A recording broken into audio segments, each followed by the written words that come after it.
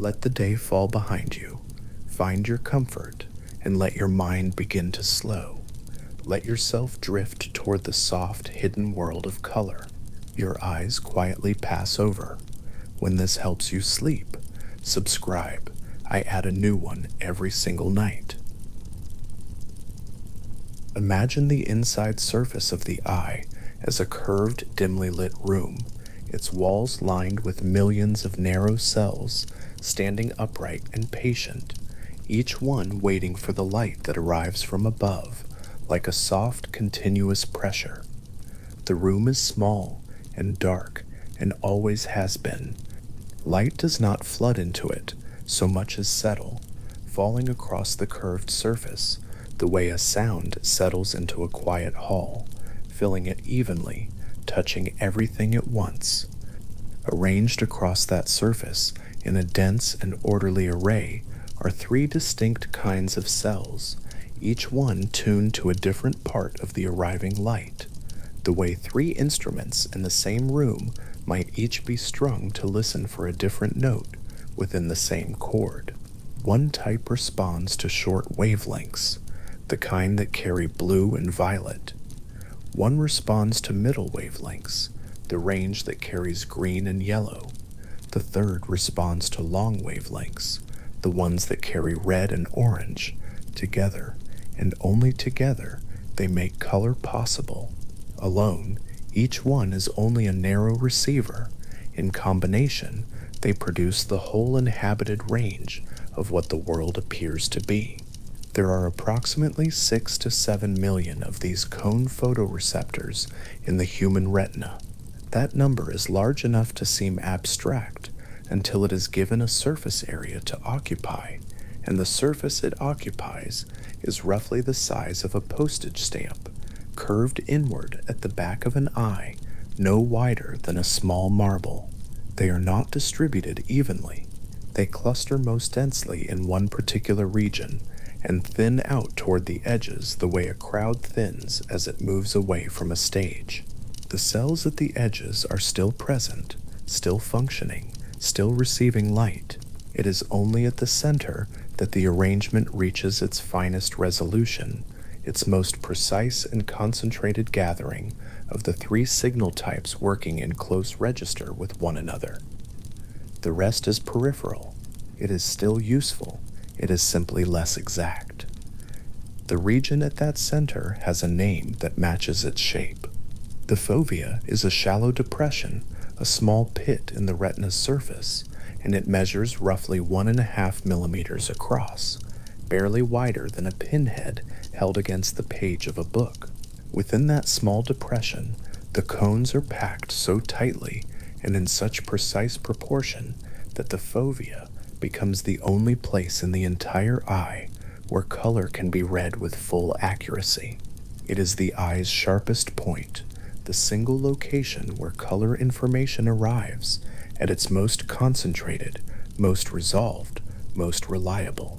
Move the gaze slightly to one side, fix the attention on something slightly off-center, and the resolution already begins to fall away. The colors do not vanish immediately at the periphery. They soften. They become less distinct, less separable from one another, less certain. The center holds, the edges approximate. This is not a limitation so much as a design. The fovea as a concentrated instrument, doing what the rest of the retina broadly attempts, at a precision the rest of the retina cannot match. When those cone cells absorb light, they convert it into electrical signals, and those signals travel along the optic nerve toward the brain. This is the point where a simple recording would end. A photograph ends there, at the moment the light touches the film or the sensor.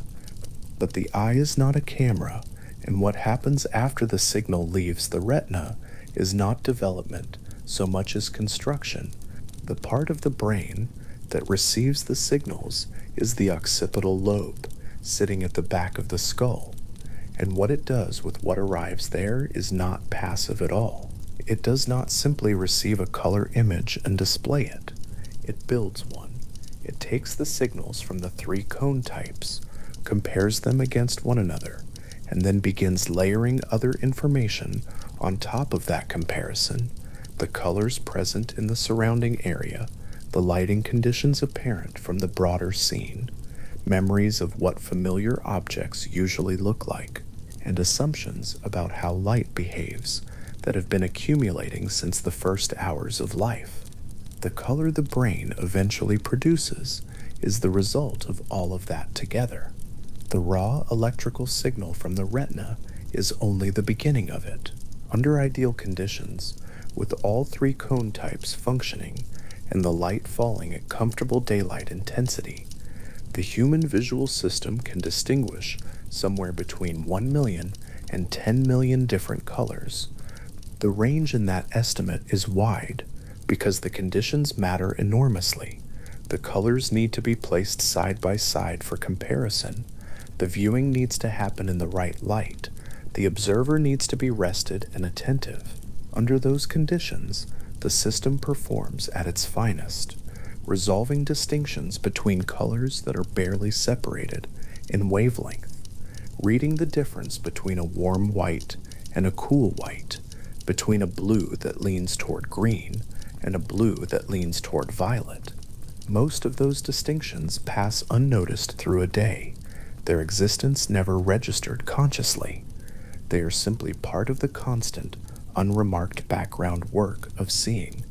The fovea, for its part, performs this detailed work only for the small region of the visual field it is pointed at directly. A person reading a printed page is moving their eyes in small, rapid jumps, repositioning the fovea over each cluster of letters in sequence, stitching together a high-resolution image from many brief fixed points.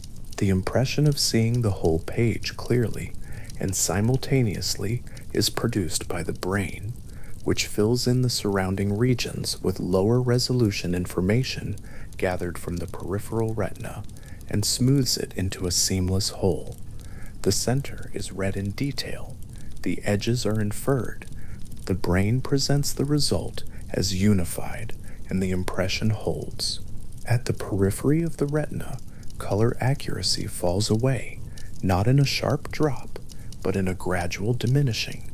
The proportion of cone cells decreases as the distance from the fovea increases, and the relative density of rod cells, a different photoreceptor type, one not involved in color perception at all, increases. The peripheral retina is not particularly good at fine color work. It is very good at detecting movement, at registering sudden changes in a wide field, at noticing something that has shifted at the edge of the visual field before the fovea has been pointed there. These are different jobs, and the peripheral retina is well built for them. Color, in fine detail, is not one of them. There are roughly 120 million rod photoreceptors in the human retina, outnumbering the cones by a factor of nearly 20 to 1 across the full surface area. They are arranged almost everywhere except at the fovea, where they are largely absent. This matters in low light. As the available light decreases, moving from the brightness of a sunlit room through the soft dimness of late afternoon indoors, and then into the deeper dimness of approaching night, the cone photoreceptors begin to operate less effectively. They are built for brightness. They need a certain minimum amount of light to generate a reliable signal, and as the light falls below that threshold, their output becomes less certain, less well resolved, less capable of producing the fine distinctions the brain needs to construct a fully colored image. Below what researchers describe as the mesopic range, a transitional zone of illumination that sits between the brightness levels of full daylight and the deeper darkness of night, the rods take over. Their photopigment, a molecule called rhodopsin, is extraordinarily sensitive to light. Rhodopsin can be activated by a single photon under optimal conditions. In a fully dark adapted eye, the rod system becomes capable of detecting light levels that would be far too dim for the cones to register at all. This is why, after sitting in a dark room for 15 or 20 minutes, objects that were initially invisible gradually become visible as low shapes and outlines. The rods have been completing their adaptation, and they are extraordinarily good at what they do.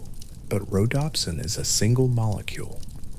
The rods contain only one type of photopigment, and because color perception depends on comparing the outputs of different photoreceptor types, short, medium, and long wavelength, the rods, with only one type to offer, cannot make that comparison.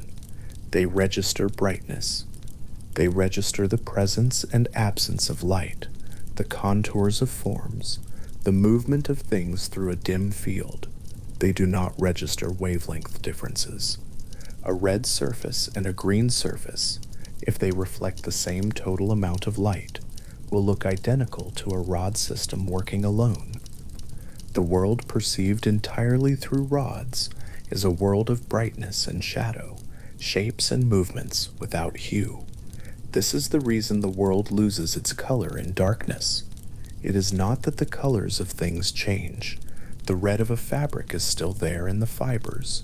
The green of a leaf is still there in the chlorophyll.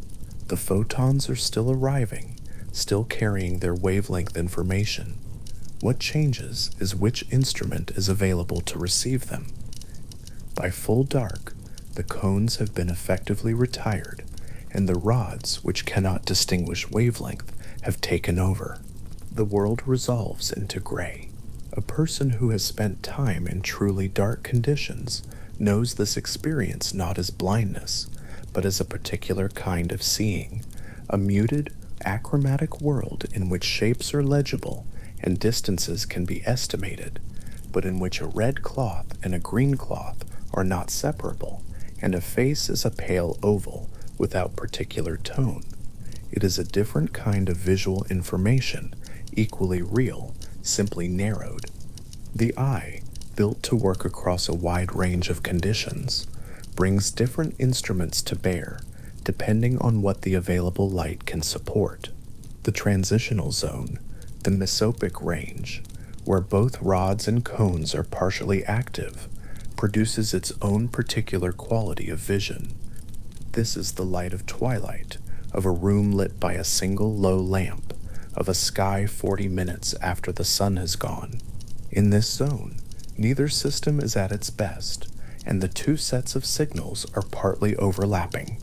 The result is vision that has some color, but muted color. A world that is neither the fully saturated experience of daylight, nor the complete grayscale of full dark, but something in between, with the colors of brightly lit surfaces still somewhat visible, and the colors of dimly lit surfaces already beginning to fade toward gray. Within this transitional zone, something else occurs that is worth attending to. As the light level falls and the mesopic zone takes hold, the relative brightness of different colors begins to shift in a specific and consistent way. It was a Czech physiologist named Jan Evangelista Perkina who first described the phenomenon in the early 19th century, and the observation carries his name. What Perkina noticed, and what has been confirmed extensively since, is that in the transitional light of twilight, blue objects appear relatively brighter, and red objects appear relatively dimmer, compared to how both looked in full daylight. This is not a subtle effect. A red flower and a blue flower, placed side by side in a sunny garden at noon, may appear to the eye as more or less equally bright, depending on the specific shades and tones involved. But as the light of that garden begins to fail, as the afternoon fades toward evening, as the sun drops and the light takes on the quality of late dusk, the red flower loses its brightness before the blue one does. The blue holds. The red fades first. By the time the cones are fully yielding to the rods, the red flower that was vivid at noon is nearly black, while the blue flower beside it has remained relatively pale, relatively legible, relatively present. The reason for this lies in the properties of rhodopsin. The rod photopigment is most sensitive to wavelengths in the blue-green range, around 500 nanometers, and considerably less sensitive to longer wavelengths in the red range. As the rods take over from the cones at dusk, the eye's sensitivity profile shifts in the direction of the rod system's peak sensitivity. Short wavelengths, the blue and blue-green end of the spectrum, are relatively amplified. Long wavelengths, the red and orange end, are relatively reduced. Blue becomes brighter, red becomes darker. The same scene, lit by the same diminishing light, reorganizes itself around a different axis of brightness. This shift, the Purkinje shift as it is known, is something anyone can observe in a garden at dusk, without instruments, without any particular preparation. It asks only for attention to what is already happening. A person standing on a path as evening arrives, looking at flowers whose colors they know from full daylight, will find that the arrangement of bright and dark among them has quietly changed. The red ones have receded, the blue ones are holding on. The rods are beginning their work, and the characteristic signature of that work, blue brighter, red dimmer, is written across everything the eye can reach. Consider what this means for a garden scene at different times of the same day. At noon, under full daylight, the cone photoreceptors are reading the scene at their full capacity, and the three cone types are cooperating to produce a fully saturated, accurately colored image. The red flowers are red, the blue flowers are blue, the yellow flowers are yellow. The greens of the leaves are distinct from the blues of the sky. Every color is carrying its full value. The brain is constructing the scene from a rich set of signals, well resolved, well separated, well lit.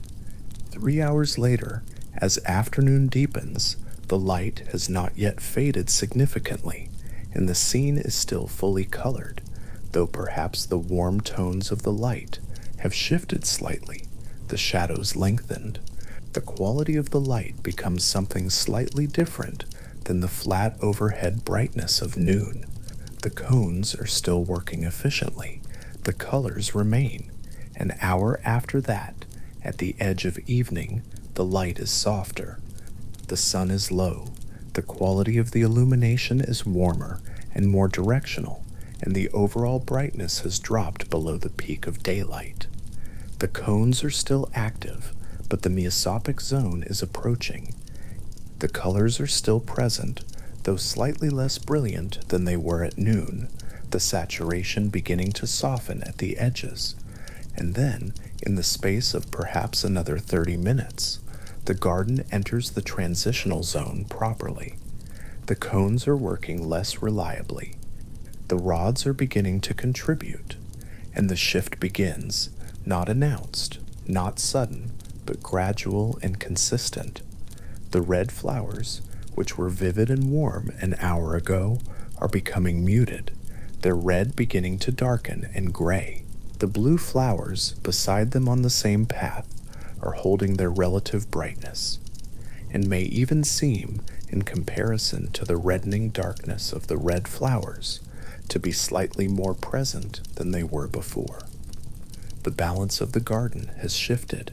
The colors are moving toward their diminished nighttime versions, but they are not moving at the same rate or in the same direction. This is the Purkinje shift in full expression. It is not an illusion. It is not a mistake. It is the visual system performing exactly as it is built to perform, transitioning between its two operating systems, the color-capable, brightness-limited cones and the brightness-capable, color-blind rods, and producing, in that transition, a characteristic reorganization of the visible world. Every person who has watched the light leave a garden has seen this happen, whether or not they had a name for it, whether or not they understood the mechanics. The eye was doing it all along.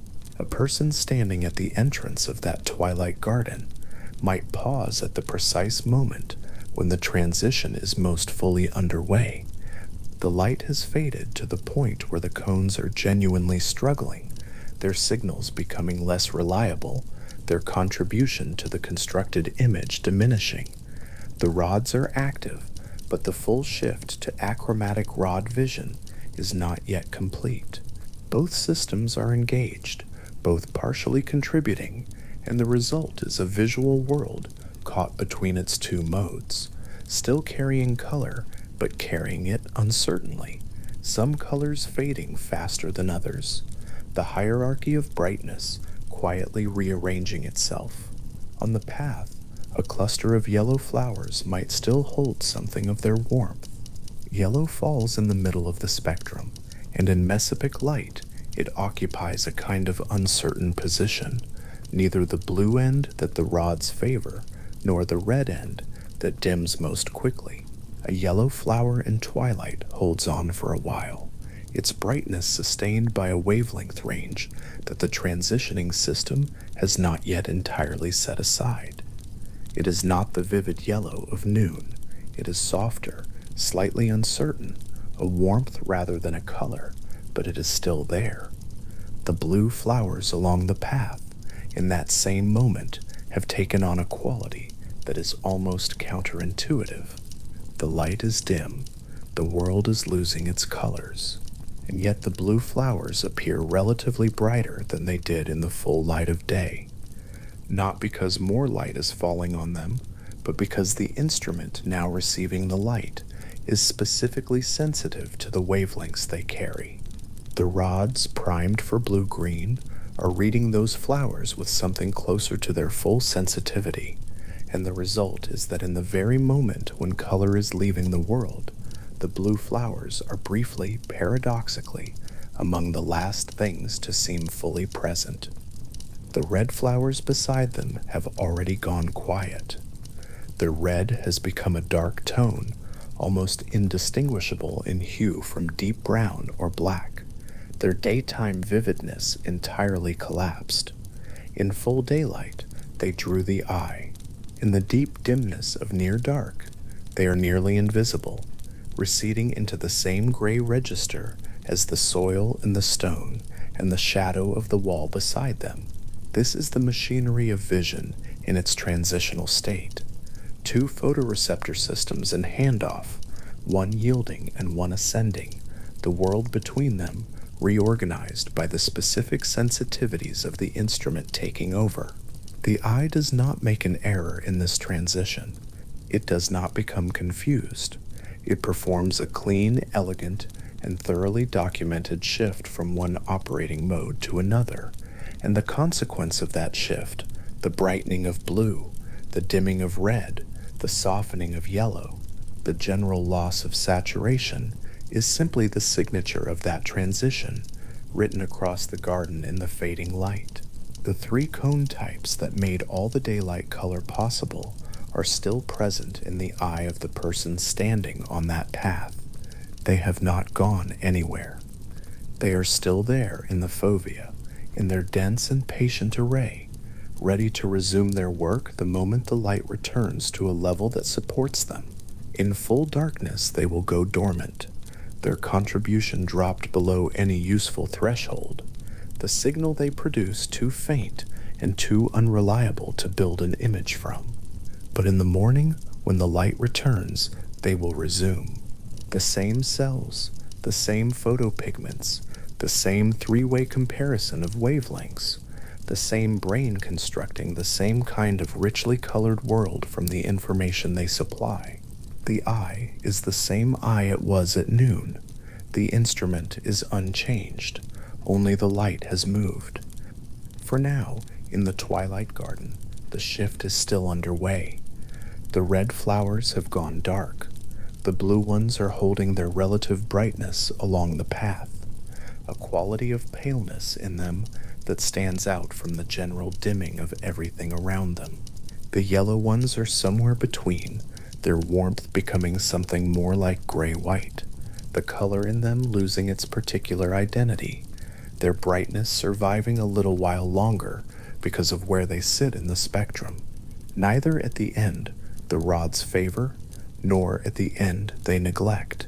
The person standing on that path has eyes that have been doing this since the first day they stood in fading light, every twilight they have ever experienced, every garden scene at dusk, every street walked home along in the late evening. In all of those moments, the Purkinje shift was quietly rearranging the brightness hierarchy of the scene around them. The blue things holding on a little longer than expected, the red things yielding a little sooner. The mechanics were always there. The observation was always available. The eye was always performing exactly this particular and intricate procedure, and doing it without instruction, without effort, without ever requiring permission from the person who was using it. The cone cells standing upright in the fovea, each one a narrow funnel pointed toward the incoming light, each one tuned to its particular part of the arriving wavelength range. They have been quietly at their work since before the person using them could speak. They do not require attention to function. They do not pause. They carry the light to signal conversion through every moment of every day in which light is available, and they yield gracefully and completely when the light is not. The rod cells, more numerous, more sensitive, arrayed across the broader surface of the retina, wait at the edge of every daytime moment for the light that will bring them into their proper use. At noon, they are largely idle, the cone cells carrying the full weight of the scene. In darkness, they are the only working instrument, drawing outlines and brightness gradients from conditions the cones cannot use at all. In the transitional light of dusk, they share the task, and in that sharing, they leave their characteristic mark, the shift toward blue, the loss of red, the brief and specific brightness of the blue flowers on the path.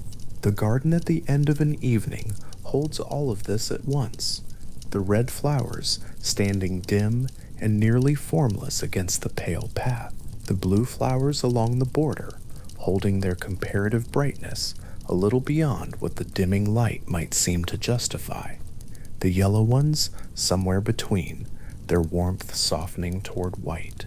The eye moving along the path, receiving all of it, the brain constructing a scene from two partially overlapping signal sources, neither fully in charge, the world between them, a particular quality of twilight color that belongs to no other hour of the day. The brain that makes this construction has been doing so for a lifetime, building color from signals, filling the periphery from the center, applying what it knows about light and surfaces and familiar objects to everything the raw retinal signal provides.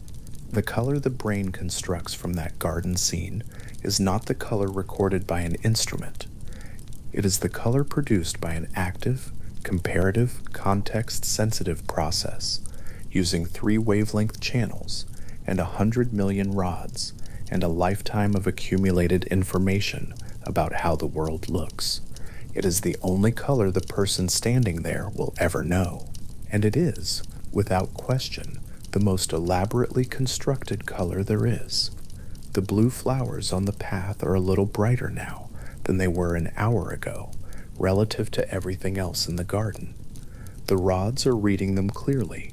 The red ones beside them have already settled into near darkness, and somewhere at the edge of the path, in the last of the transitional light, a yellow flower holds a final uncertain warmth before the cones give way completely, and the rods take over, and everything the eye reaches becomes, simply and quietly, pale.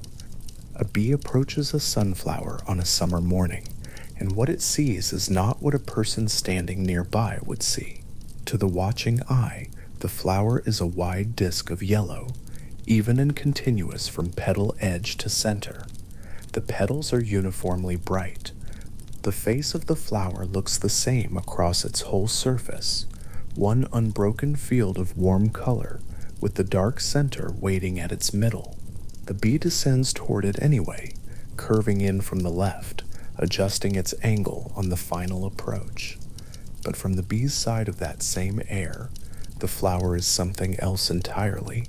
The outer petals are still yellow, carrying the long visible wavelengths that the bee's receptors register, just as a human eye would. Then, closer in, at the point where a human observer sees only more yellow, the flower changes. A ring appears. Dark, concentrated, concentric, a bullseye drawn around the nectary in ultraviolet light, the wavelengths sitting between roughly 300 and 400 nanometers, far outside the edge of what the human eye can detect. The marking is not subtle. It is bold and distinct, as legible as a painted target, and it has been there all along. The bee's photoreceptors are tuned to receive it. The flower has been broadcasting it. The human eye simply does not carry the instrument to pick up the signal. The bee lands with precision, guided by what it can read of a flower that has been speaking two visual languages simultaneously, one to the watching person, and a different, more specific one to the creature it actually needs. Bees possess three types of photoreceptors, and one of them is sensitive to ultraviolet wavelengths that the human visual range does not include. Where humans see the long wavelength red end of the spectrum, bees are blind. Where bees see the short wavelength ultraviolet end, humans are blind. The flower adapted over a long time to carry its landing guides in the frequency its pollinators could read. The guides are real. The color is genuinely there, present on the petal, reflected back into the air each morning.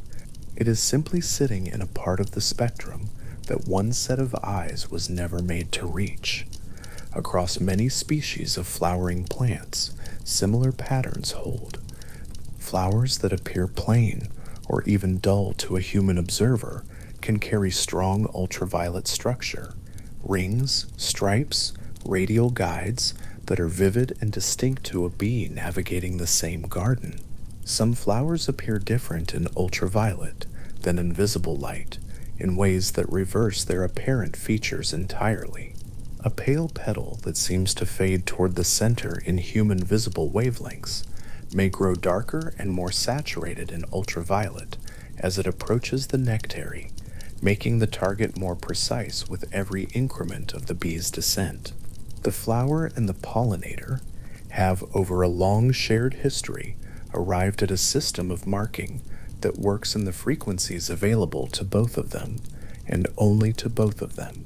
The person standing in the garden and watching all of this from the visible light end of the spectrum is not missing anything that was hidden from them by design.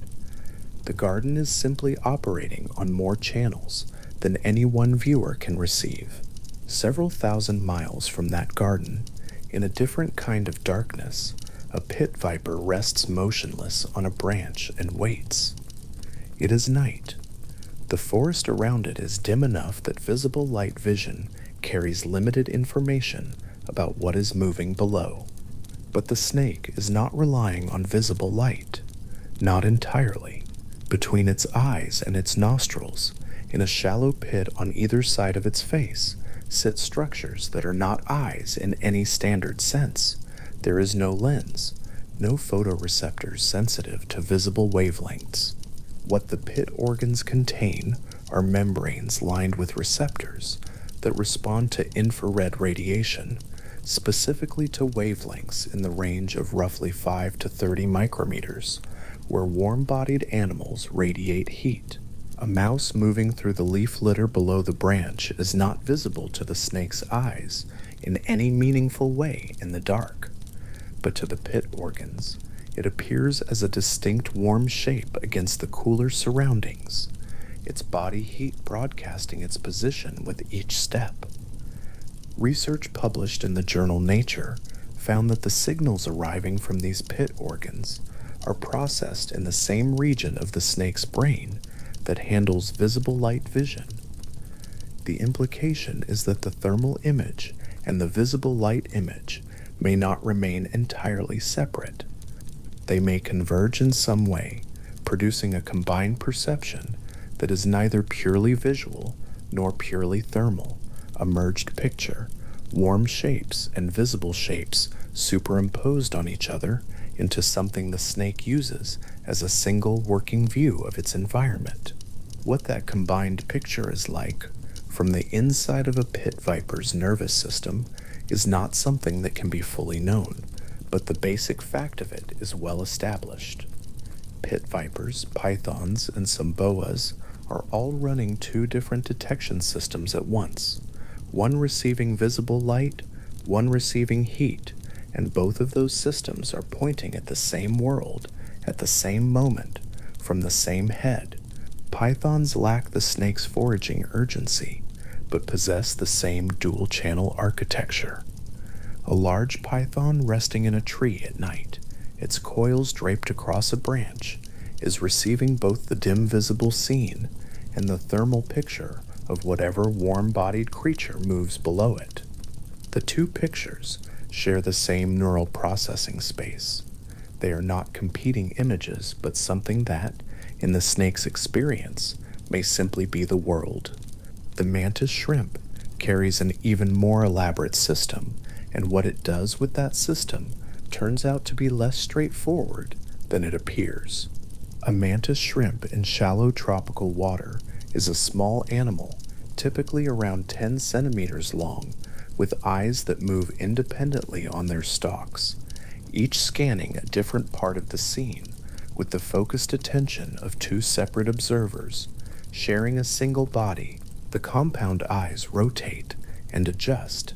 Each eye can estimate depth on its own, and within each eye, spread across a narrow band called the midband, sit 16 distinct types of photoreceptor, covering wavelengths that run from deep ultraviolet through the full visible spectrum and into the near infrared.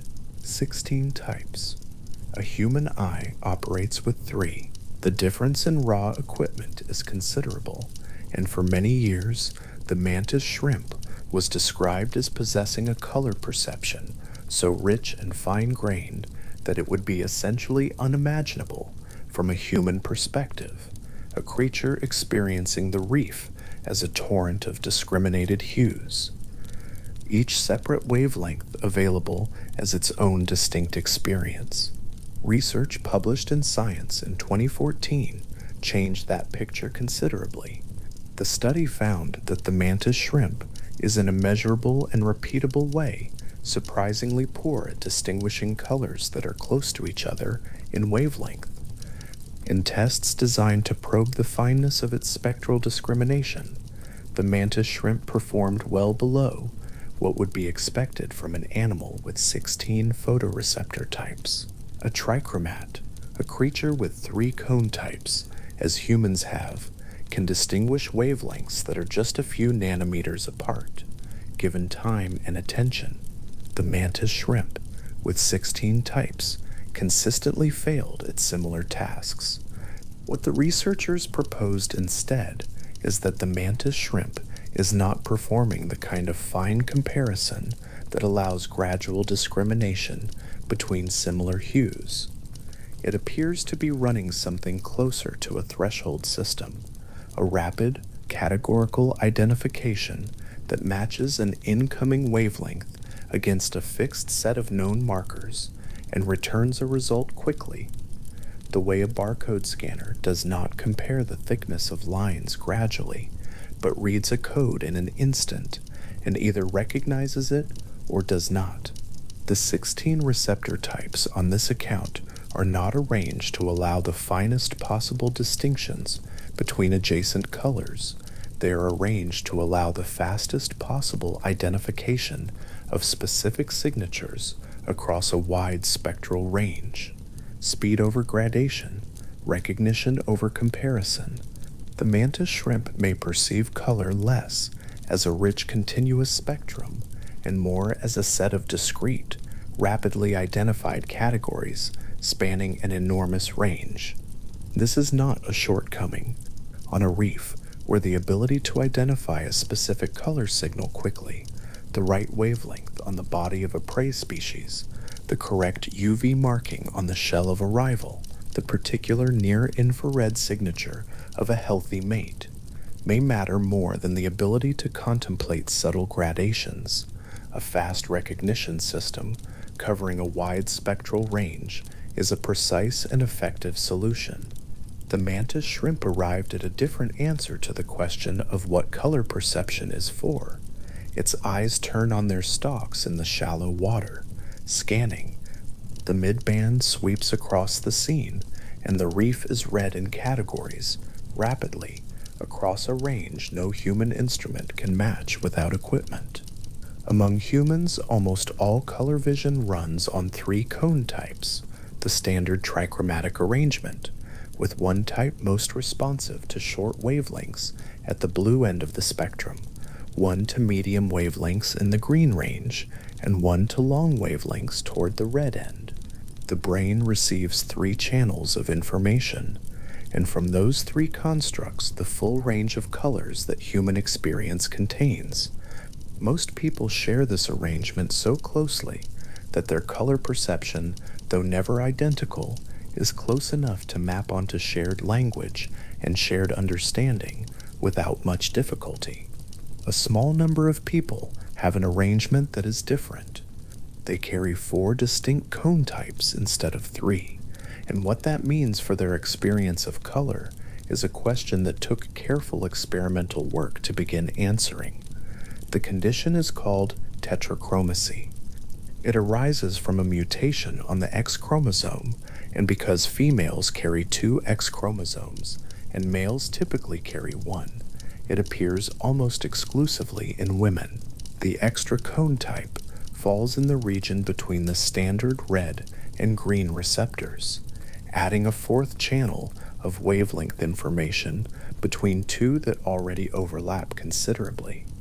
The question that occupied researchers was whether the additional cone type is simply present in the eye or whether it actually adds a dimension of color experience, whether it changes what a person sees.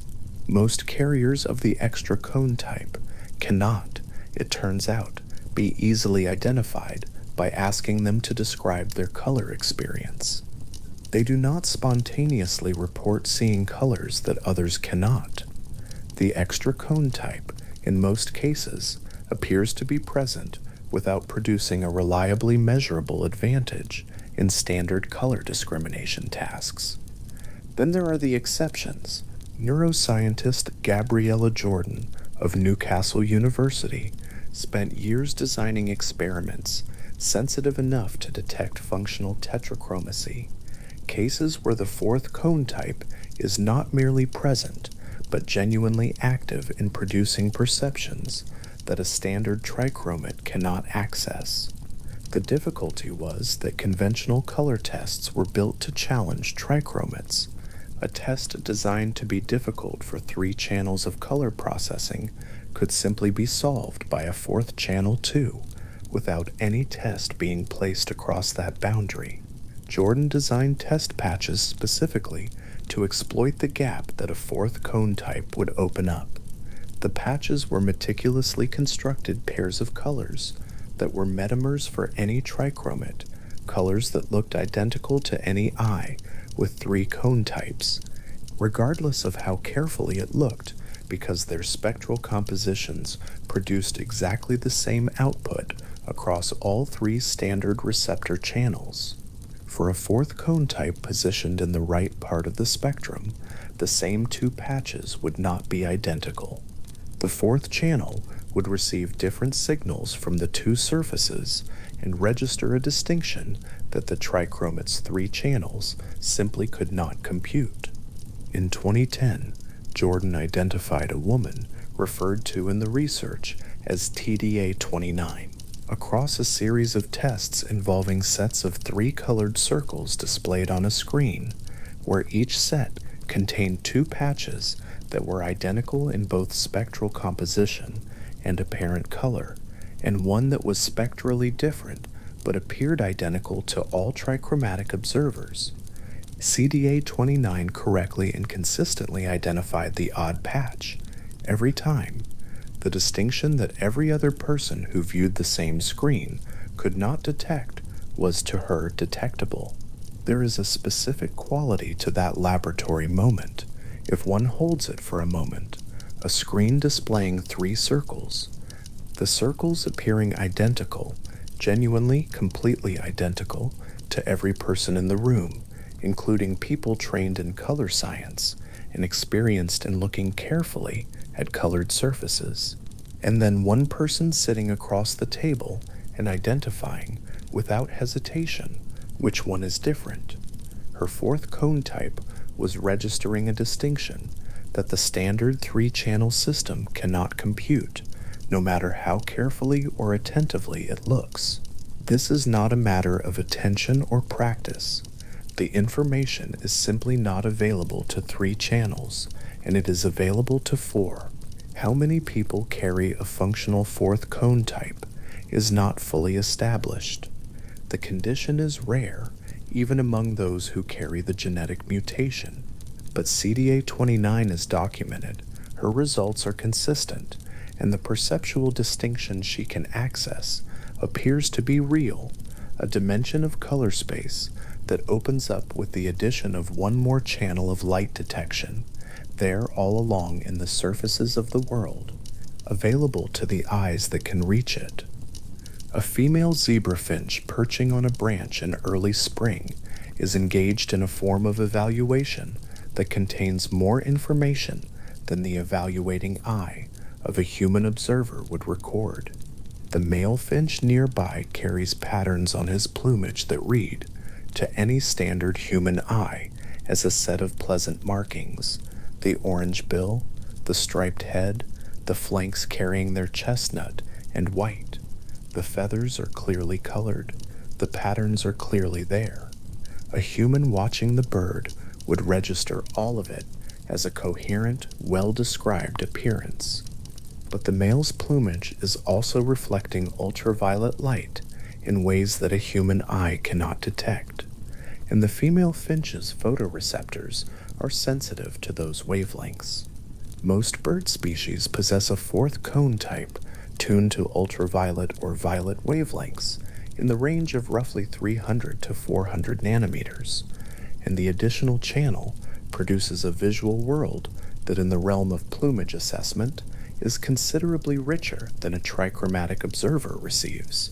Research on zebra finches has shown that ultraviolet reflective features of the male's plumage are significant to the female in mate selection, that the UV signal carries information about health, age, and fitness that the visible spectrum appearance either does not carry or does not carry as clearly. The female is reading a part of the display that is broadcast in full intensity and received in full clarity in a channel that runs alongside the visible one at all times, simply outside the range of human detection. Studies on budgerigars and blue tits found similar patterns. In blue tits, the crown patch, appearing to a human observer as a pleasant, moderately saturated pale blue, reflects ultraviolet wavelengths with an intensity that to a female blue tit registers as a vivid, strongly saturated signal. The strength of the UV reflection in the crown correlates with markers of health and quality that the female appears to use in assessing the bird. The signal is not decorative background. It is information, read with care, in a frequency the watching human cannot access. What this means in a garden where blue tits move through the branches of a winter tree is that a conversation is occurring in the air between birds that has no human listener. The UV reflective crown of a male, angled toward the light, is broadcasting something to every female in the tree that the human eye below simply cannot receive. The broadcast is ongoing. The reception is ongoing. The assessment may be ongoing. All of it in a channel that has always been open, carrying traffic that most human instruments would not detect without equipment. A budgerigar in sunlight, its green and yellow plumage vivid and clear to any watching eye, carries additional patterning in the ultraviolet that only another bird with the appropriate receptor type is positioned to read. The pattern is part of the bird's appearance as much as any visible feature. It simply requires the right instrument to bring it into view. The same applies across a wide range of bird species. The visual world that birds occupy is not merely a brighter or more saturated version of the human visual world. It has an additional dimension, a fourth axis of color space that the UV-sensitive cone type opens up, and within that dimension, plumage, berry coloration, and nest markings carry information that has been shaped by selection pressure over a very long time to be visible to the eyes that need to read it. A garden that looks like one place to a person walking through it is to the birds moving through the same branches and the same light, a different place, not in its layout or its general features, but in the color information available at every surface. The same flower, the same leaf, the same patch of bark can carry ultraviolet markings as distinct as anything visible to the human eye, readable to the bird and not to the person standing beside it. The world does not change. The instruments do. There is a further category of non-human color detection that moves beyond the UV end of the spectrum entirely, running in the opposite direction into infrared, the region of long wavelengths beyond the red end of visible light, where heat rather than visible light provides the signal.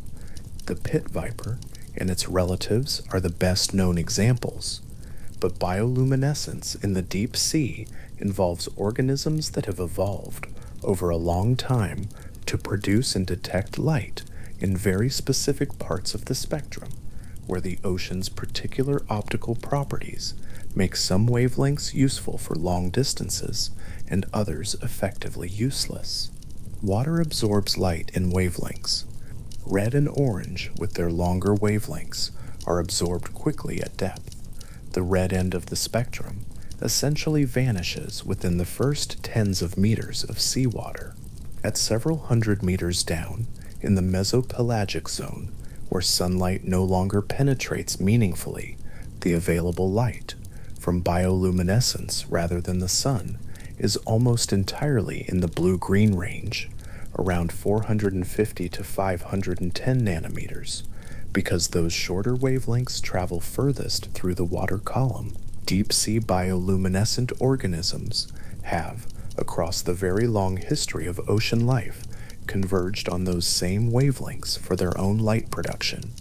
The glow of a deep-sea anglerfish's lure, the flash of a dinoflagellate disturbed by a passing body, the counter-illumination of a crustacean, nearly all of it falls in the blue-green range, because those are the wavelengths that carry farthest in the medium available, and the organisms that evolved other colors did not carry their signals as far.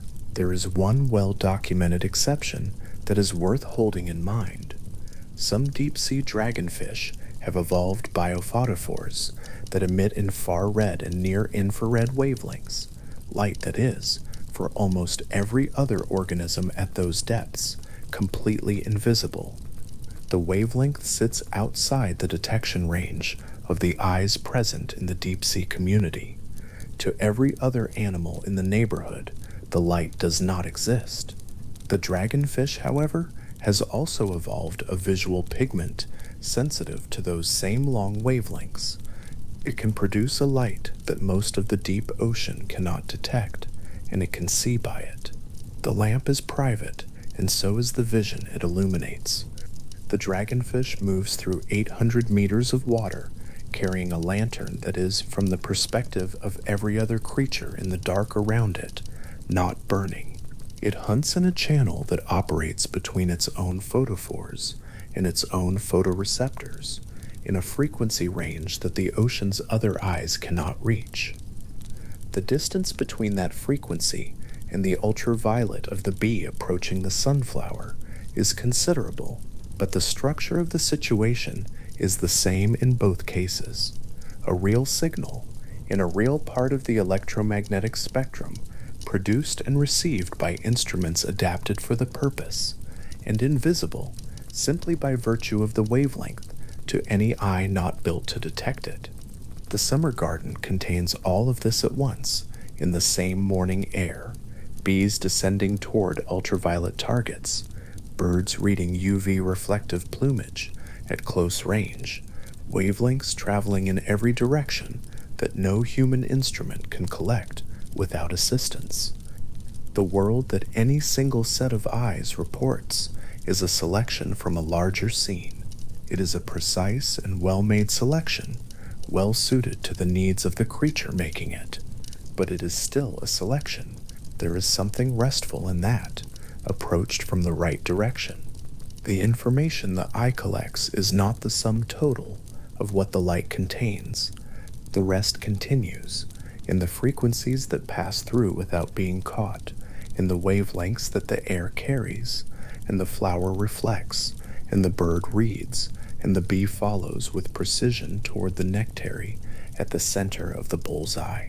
A male blue tit sits on a branch in winter, and the light arriving at the surface of his crown is carrying his UV signal into the cold air. Other birds nearby receive it. The signal is doing the work it evolved to do. The crown is pale blue to a passing human eye, pleasant, clearly marked, a reliable feature of a familiar bird. To the female in the same tree, in the same light, the same patch of feathers carries a saturated UV brightness that the human eye beside it cannot decode. The bird does not need the human eye to read it. The signal was never meant for that receiver.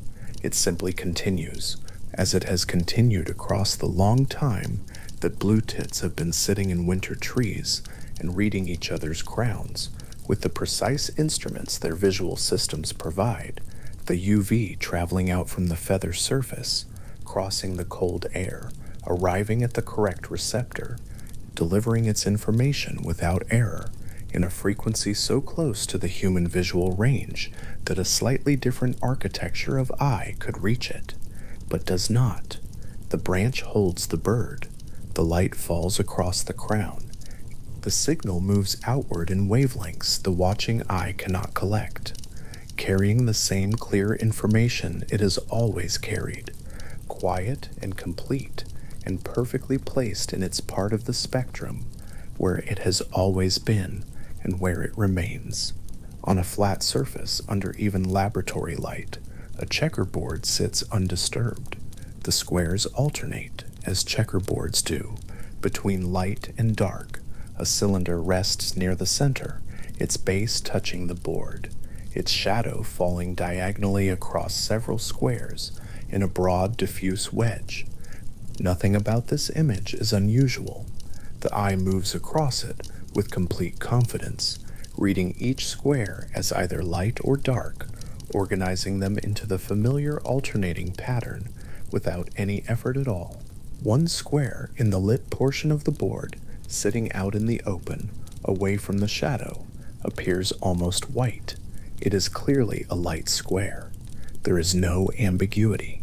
Nearby, inside the shadow cast by the cylinder, another square sits in visible dimness, and that square appears distinctly dark gray, the kind of gray that leaves no question about which category it belongs to.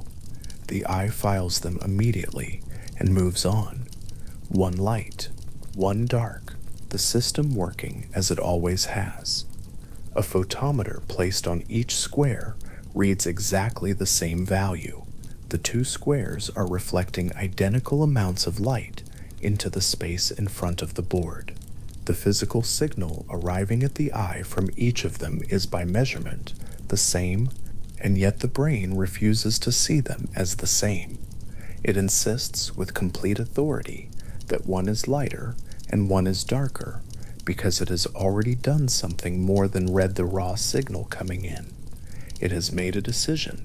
It has looked at the broader situation, examined the shadow, concluded that a surface inside a shadow must be lighter than it appears, applied a correction, and delivered a verdict. The correction is so thorough, so invisibly applied, that the result feels like straight perception rather than the result of considerable interpretive work. This is the checker shadow illusion. MIPKE vision scientist Edward Adelson published it in 1995, and it has since become one of the most clearly documented demonstrations of what the visual system actually does with the light it receives. The interesting thing about it is not that the brain makes a mistake. The interesting thing is that the correction the brain applies here is in almost every real-world situation it evolved to handle exactly the right correction to make. A surface in shadow reflects less light than the same surface in open light, even if the surface itself is lighter in color. Accounting for that shadow and recovering the true surface brightness is genuinely useful work. The visual system does it constantly, below awareness, across the entire visual field, every moment the eyes are open. The specific name vision scientists give to this process is lightness constancy. It is the same general family of operation as color constancy, the brain's persistent project of separating the properties of surfaces from the properties of the light falling on them. What the Adelson checkerboard demonstrates is that the project is so deeply embedded and so automatic that it cannot be overridden even when a person knows with certainty that it is producing a reading at odds with physical measurement. The two squares continue to look different. They continue to look different after being told they are the same. They continue to look different even after placing a finger over the boundary between the lit and shadowed regions of the board, watching both squares briefly resolve into the same medium gray, and then lifting the finger and watching the difference immediately reassert itself. The visual system re-examines the scene, finds the shadow again, and applies its correction again, immediately without pause. Something roughly similar, though built on color rather than brightness, occurs with a plain gray square placed on a colored background. The gray square itself contains no color. It is neutral, by definition, a surface that reflects all wavelengths equally and produces no dominant hue. But place it on a red tablecloth or a red background, and the gray square begins to carry a faint, cool cast. It appears very slightly greenish. Not green, the word would be too strong, but not quite the neutral it is when isolated. The greenish tinge is subtle and consistent, and it appears without any green light being present, without any green pigment being added, without anything changing on the gray surface itself. Place the same gray square on a green background, and the cast reverses. The square now appears slightly reddish. The identical surface, entirely unchanged, has shifted in apparent color depending solely on what surrounds it. This is called simultaneous color contrast, and the French chemist Michel-Eugène Chevreul described it systematically in the 19th century, observing its effects while working on the production of tapestries and dyed textiles. What he noticed was that a thread of one color laid next to a thread of a contrasting color appeared different from the same thread laid next to a neutral or matching one. The colors appeared to push away from each other at their shared boundary, or rather the visual system appeared to push them apart, exaggerating the difference between adjacent colors rather than simply recording each one faithfully.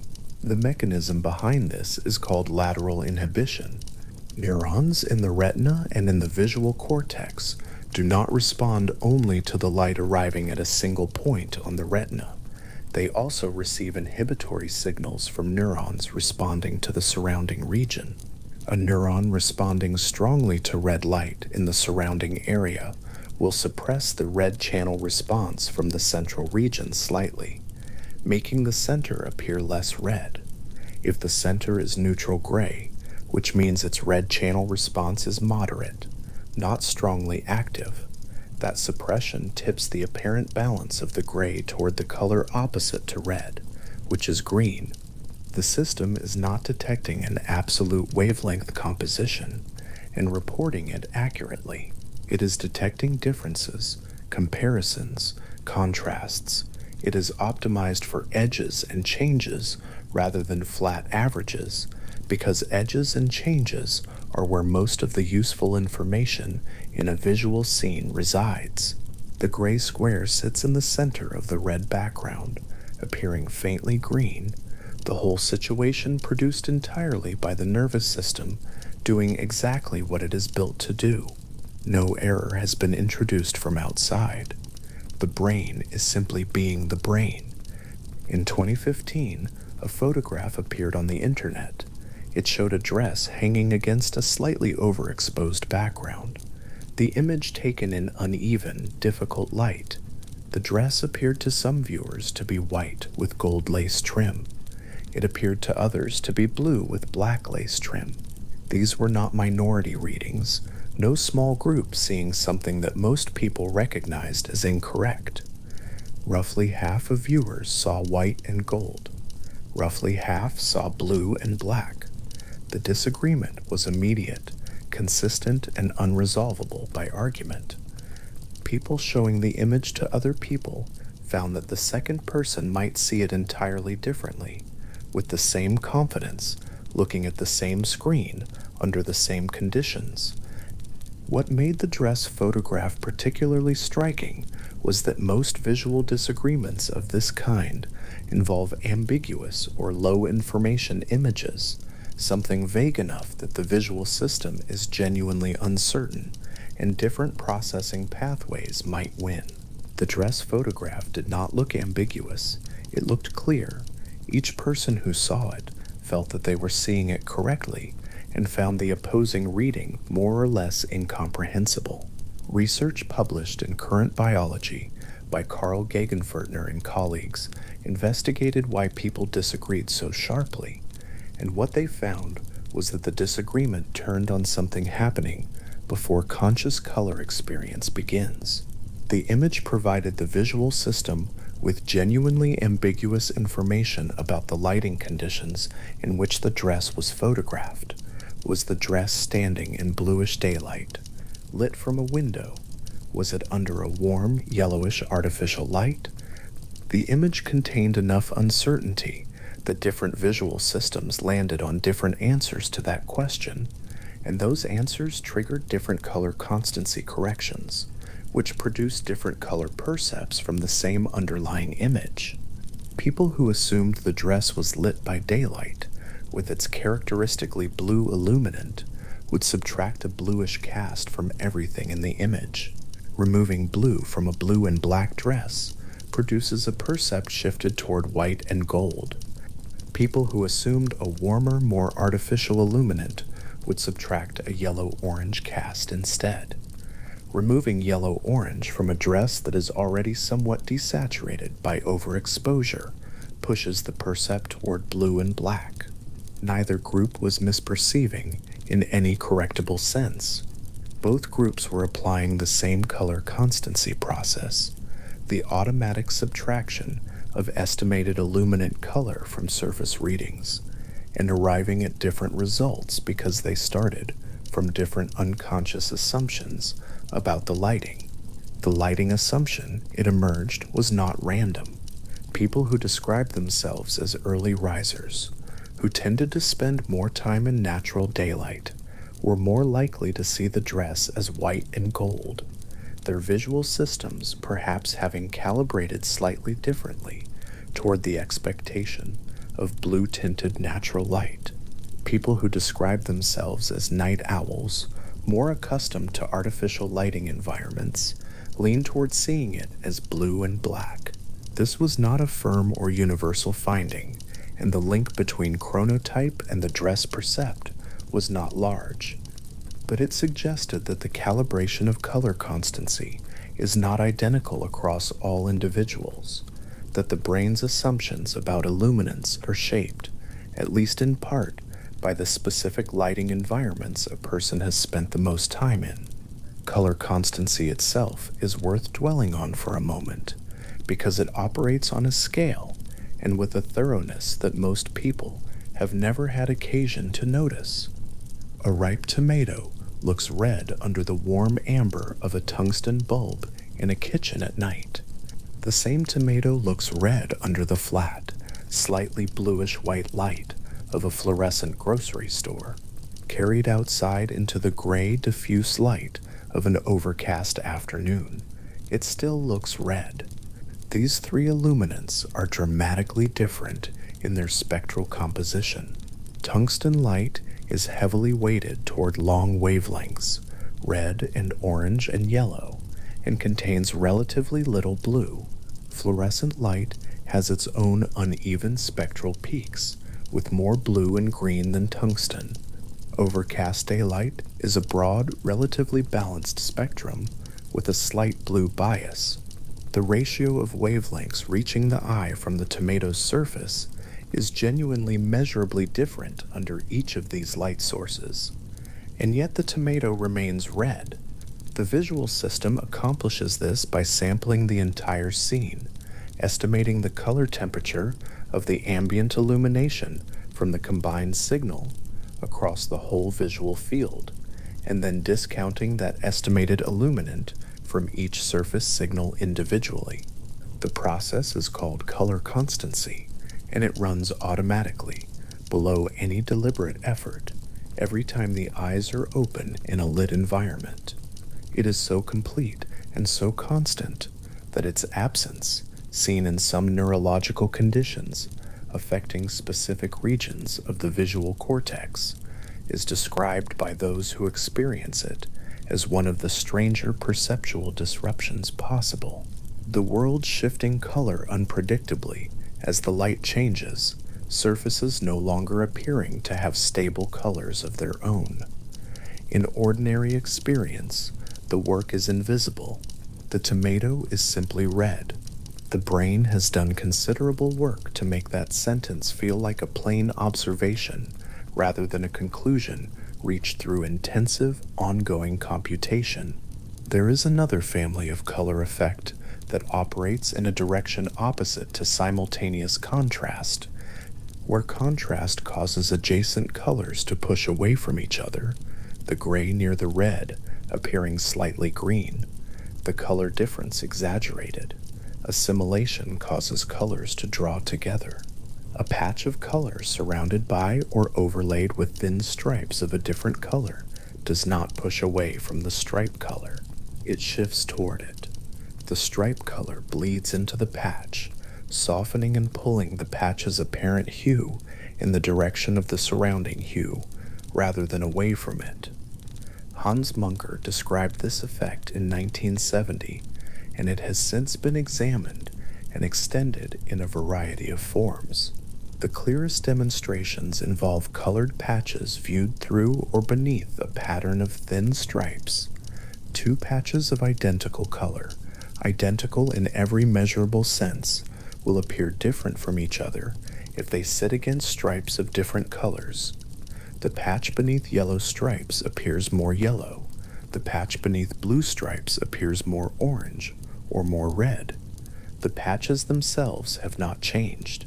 The stripes have lent their color outward, pressing it into the regions between them through a process that appears to involve the visual system averaging across fine spatial detail rather than resolving each element independently.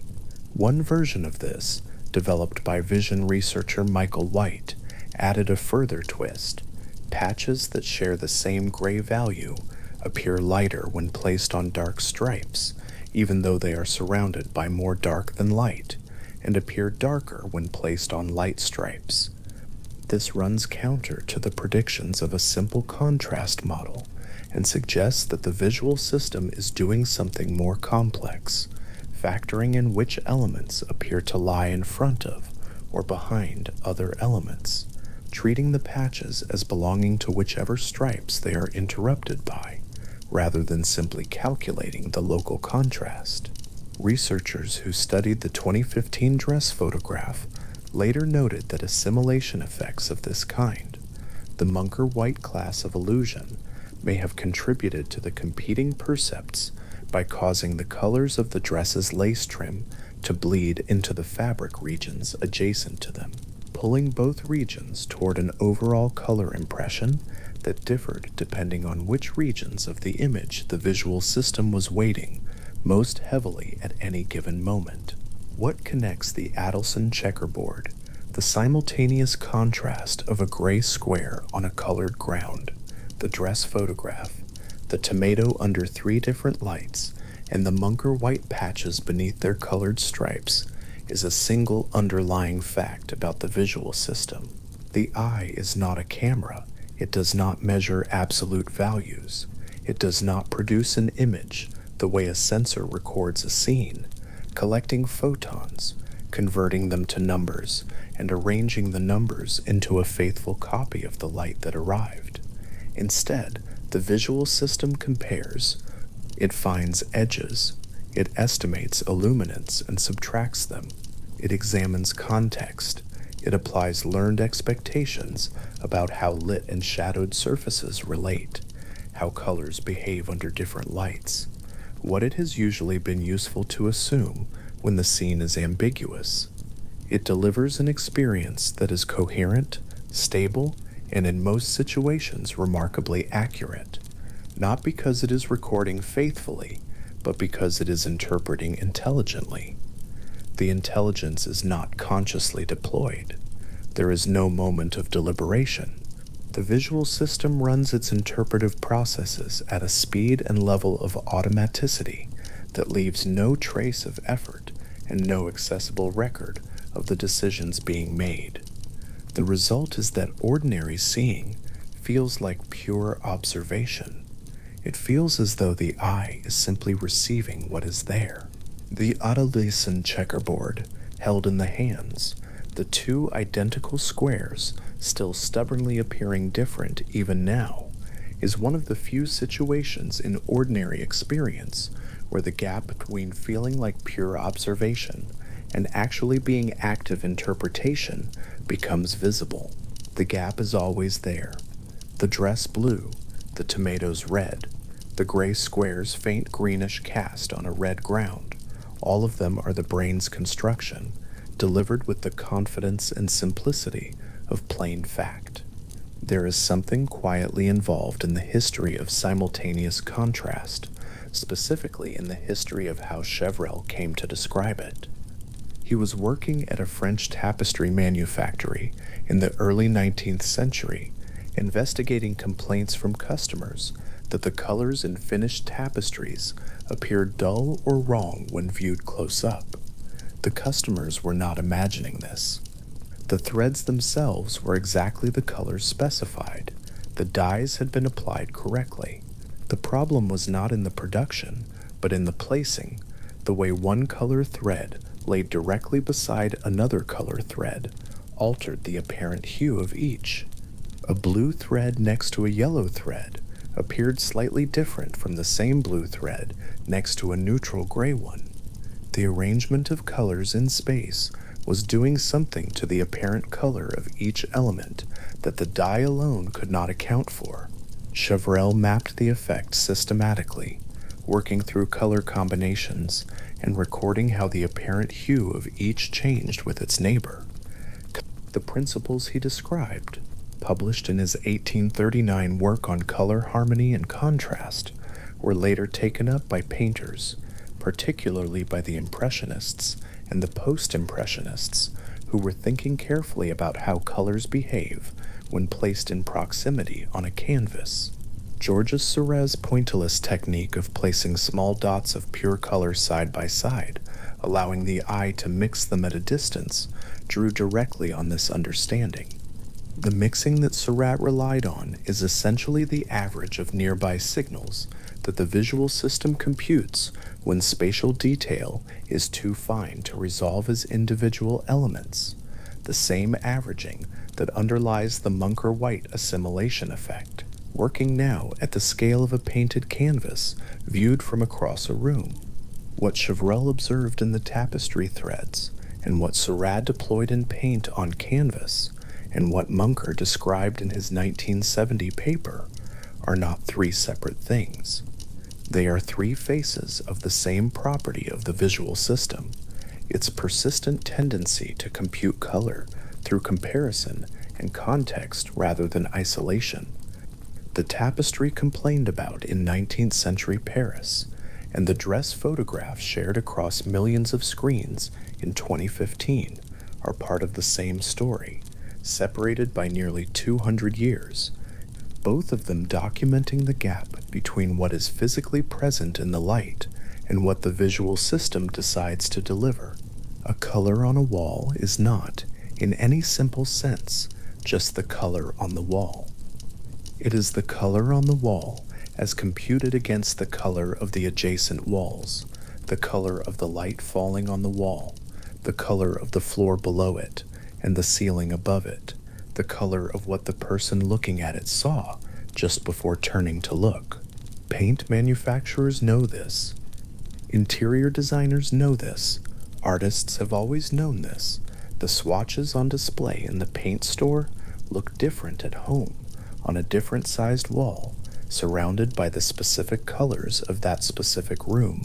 The color that looked right in the store and looks wrong at home has not changed.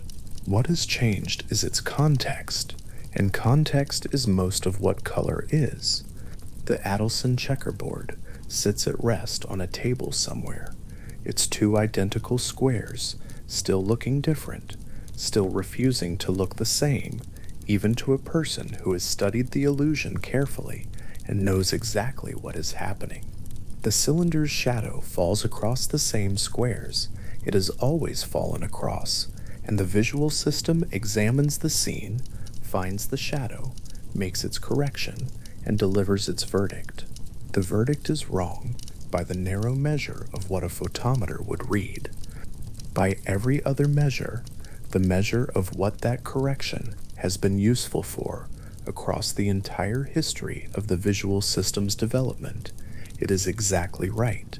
The brain's color work runs deeper than the Adelson checkerboard or the dress.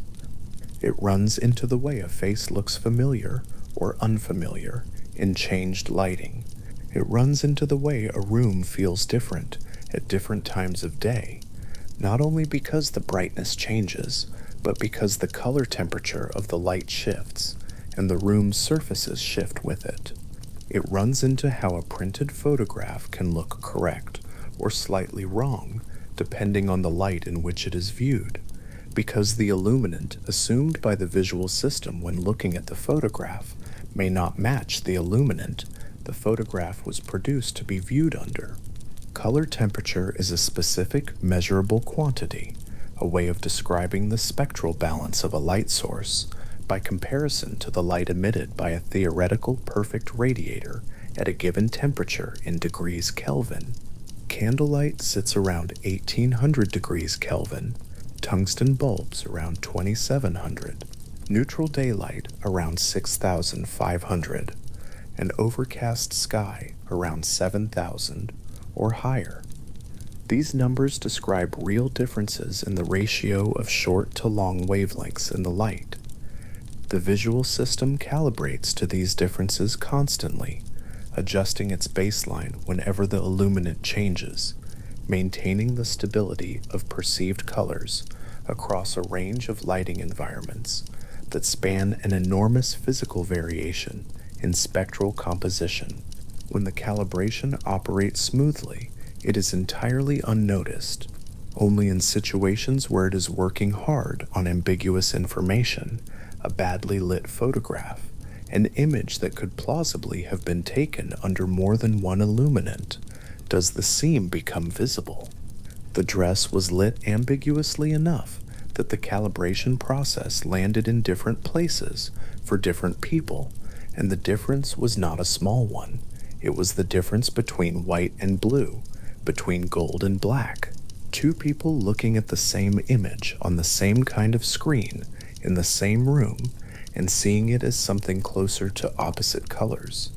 The fact that this happens is not an embarrassment to the visual system. It is a demonstration of how much interpretive work the system is doing and how well it generally does it.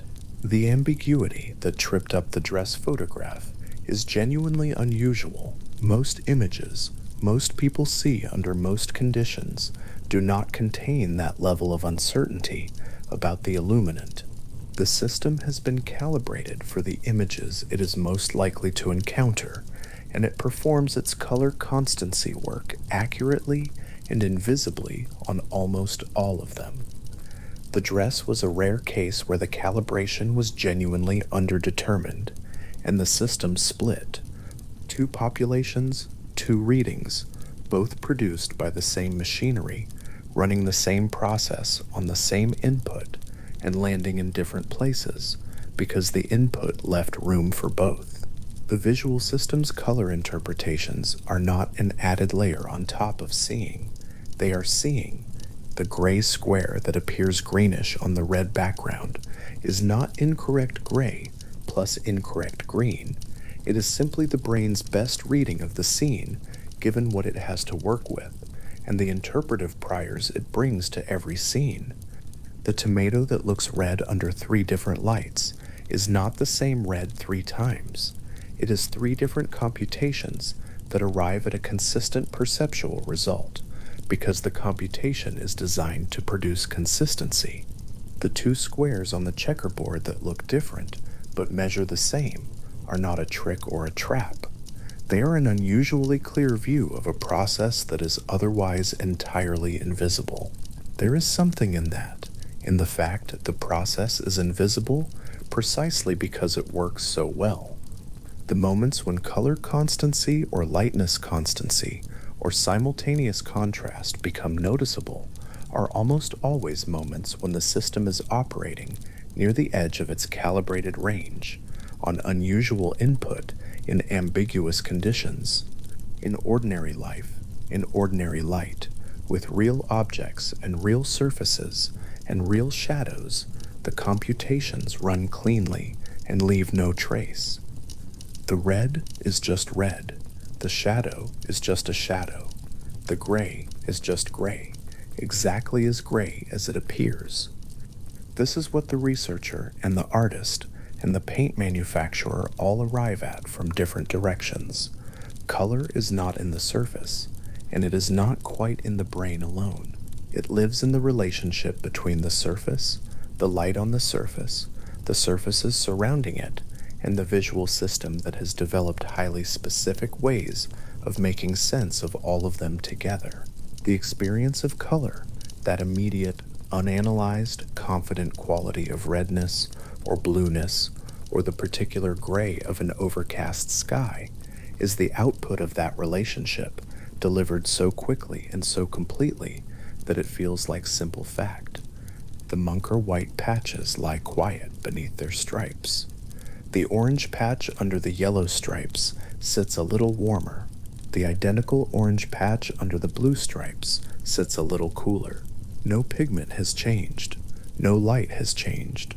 The stripes have simply leaned their color outward, slowly, into the patches beside and beneath them, and the visual system has averaged across the fine detail and produced 2 different readings of the same thing. The patches continue to look different from each other, reliably, in every viewing. The stripes continue their quiet work of lending their color into the space around them, doing it right now, doing it every time the image is in view, the brain always doing more color work than the eye alone could ever account for. Under an electron microscope, a single scale from a morpho butterfly wing does not look like a surface at all. It looks like architecture. Rows of parallel ridges rise from the scale's base in precise repeating formations, each ridge branching into smaller shelves, arranged at measured intervals, the whole structure built to a tolerance of fractions of a nanometer, far smaller than any wavelength of visible light. There is no pigment here. No dye has been laid down. No chemical absorbs one wavelength and reflects another. What produces the color is the spacing itself, the physical distance between those ridges, calibrated over millions of years of evolution to match almost exactly the wavelength of blue light. Pull back from the microscope to the forest floor of the Amazon basin, and the same wing appears simply, completely, as blue, not approximately blue, not bluish, a blue so saturated and even that it appears to carry its own internal light, the way a colored glass window carries light differently from a painted wall. The butterfly rests on a dark leaf with its wings open, and the blue does not vary across the surface, does not shift or fade toward the edges, holds itself at a consistent intensity that no ordinary paint or dye manages to maintain. It is structural color, color produced by physics rather than chemistry, by geometry rather than pigment, and the distinction matters more than it might seem at first. A painted surface fades because the molecules responsible for its color break down. Sunlight, moisture, and oxygen degrade the chemical bonds that make a pigment absorb some wavelengths and reflect others, and over years or decades, the color diminishes, bleaches, shifts toward gray or brown. A structural color has no molecules to degrade in that way.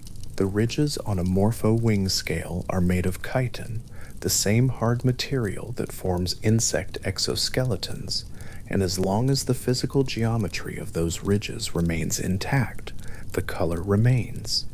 Museum specimens of morpho butterflies, collected 200 and 300 years ago, retain the same blue as living individuals caught this morning in the Amazon canopy. The wing has not faded. The geometry has held. The constructive interference that produces this color works because light behaves as a wave. When blue light strikes the ridged surface of a morpho wing scale, some of it reflects off the top of each ridge, and some penetrates to the level below, reflecting off the shelf beneath. The two reflected waves travel slightly different distances before they meet again. At the specific spacing of a morpho ridge, those two waves arrive back at the same phase, crests aligned with crests, troughs with troughs, and they reinforce each other rather than canceling out. The blue wavelength is amplified. Other wavelengths at the same ridge spacing arrive back out of phase and cancel themselves. What the eye receives is not a mixture of wavelengths from which the brain extracts blue, but a physically filtered output in which blue has been selectively intensified by the structure of the surface itself. The wing of a living morpho butterfly is not a flat surface held at a fixed angle. It flexes slightly with each wing beat, and the scales are arranged at varying orientations across the wing surface, which means blue light is returned across a wide range of viewing angles, rather than only from a single precise direction. The butterfly gliding through dim forest light catches whatever blue is available, and returns it consistently from almost any angle a predator or a potential mate might view it from. The color is not an accident of the wing's surface. It is a precisely engineered optical instrument, operating at the scale of light itself. Peacock tail feathers produce their color through a related but distinct mechanism. A peacock feather barbule, one of the small branches extending from the central shaft of each tail feather, contains a matrix of melanin rods embedded in a protein called keratin, arranged in a regular lattice that functions as a natural photonic crystal. Light entering this lattice encounters the same wave interference effects as light striking the morpho wing, but the peacock structure allows a wider range of colors to emerge depending on the viewing angle. As a peacock turns slowly in a courtyard with its tail spread, the feathers shift from bronze to copper to teal to green to a blue-violet, each color representing the dominant wavelength that the melanin lattice reflects toward the observer's eye at that particular angle of incidence. The iridescence of a peacock tail is not a single color trick performed once. It is a continuously variable optical response to changing geometry, and the bird uses this variability actively during courtship displays, angling the tail to direct particular colors toward the watching female in sequences that appear, from behavioral studies, to convey information about the male's health and genetic fitness. The colors are not merely decorative in a general sense. They are a specific communication channel made possible by a physical structure so precisely arranged that small changes in viewing angle produce reliably different spectral outputs. A healthy male with well-developed barbule structure produces a richer, more saturated iridescence across a wider range of angles than a less healthy male. The female, watching the display, receives color information that corresponds directly to the quality of the underlying physical structure. Both the morpho butterfly and the peacock arrived at structural color through entirely separate evolutionary paths, in entirely separate lineages, working on entirely different materials. The butterfly uses chitin ridges on wing scales. The peacock uses melanin rods in feather barbules. The physical principle that each exploits, the interference of light waves reflected from precisely spaced surfaces, is the same principle reached independently in two different kingdoms of animal life, with results that are superficially similar and mechanically convergent. The natural world appears to have found structural color useful enough to build it more than once. The sky itself is a structural color phenomenon, though the structure involved is not a solid surface, but the collective optical behavior of an atmosphere full of gas molecules. Nitrogen and oxygen, the dominant constituents of Earth's atmosphere, are small enough to interact primarily with short wavelength visible light. When sunlight enters the atmosphere from above, its blue wavelengths, in the range of roughly 450 to 495 nanometers, are scattered by these molecules in all directions, deflected off their straight paths, and sent out sideways, upward, downward, toward every point on the hemisphere of sky. Red and orange wavelengths at longer wavelengths pass through the same molecules with far less deflection. The blue scatters, the red continues. What reaches the eye from overhead on a clear day is the accumulated blue light that has been deflected out of the direct solar beam and distributed across the whole sky dome. The sky is blue not because it is made of anything blue, not because any pigment has been laid down, but because the selective scattering of short wavelengths leaves blue available from every direction, while the longer wavelengths continue on in their original paths. Look straight at the sun, not advisable, but in principle, and most of the short wavelength light would be absent from the direct beam, its blue already scattered away. The rest of the sky carries it instead. At sunset, the geometry of this scattering changes. The sun, dropping toward the horizon, now sends its light along a path that passes through a much greater thickness of atmosphere before reaching the observer. Blue light, scattering so efficiently, is scattered out of the beam again and again over this longer path, deflected away before it can arrive.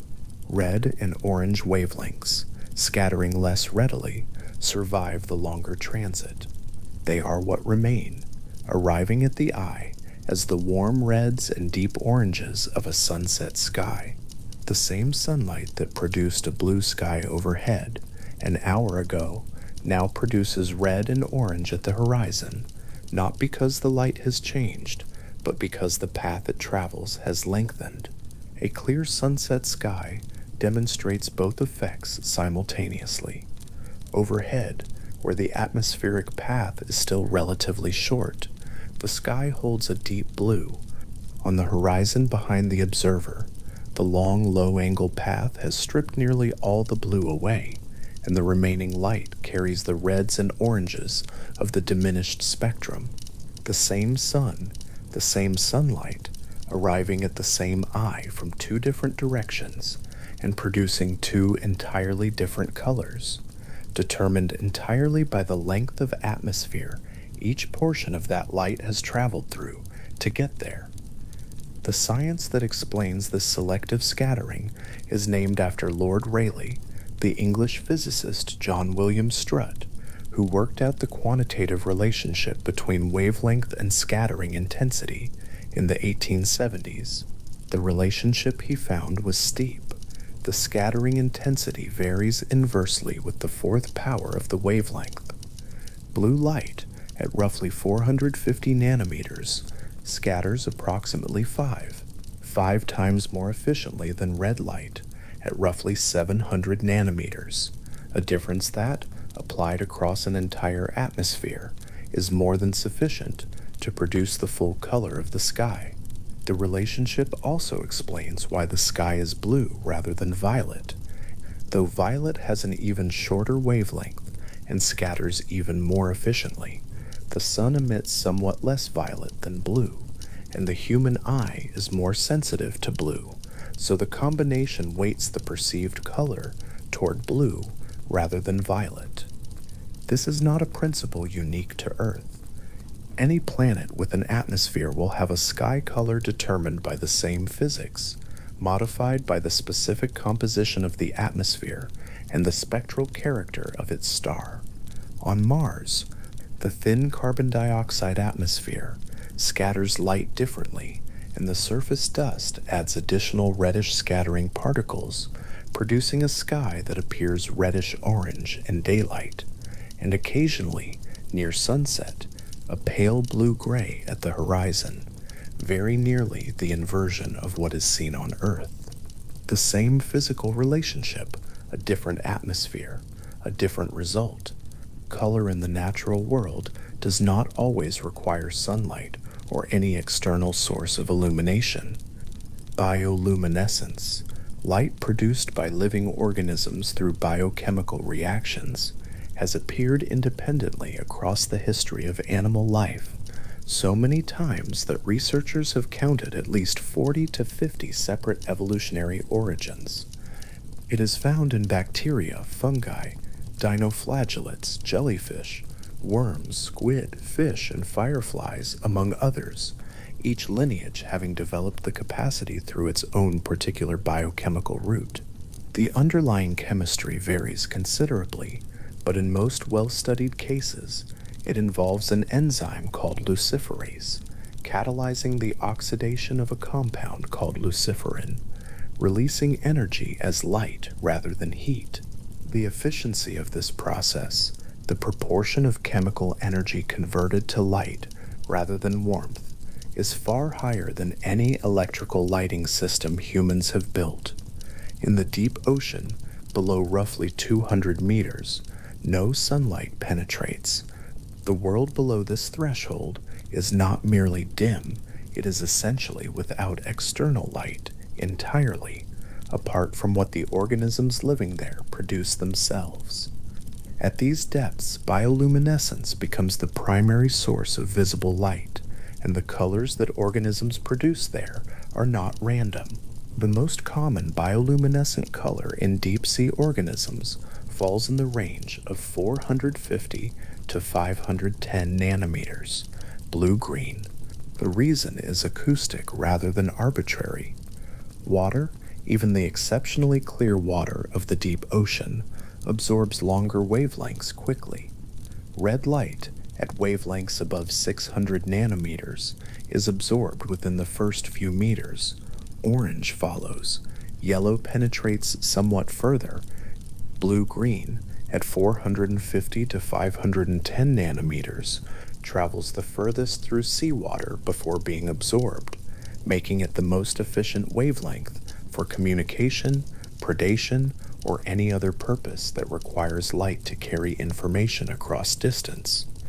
Organism at 800 meters of depth that produces red or orange bioluminescence is producing a light that essentially no other creature at that depth can see. Its signal travels only a short distance before the water absorbs it.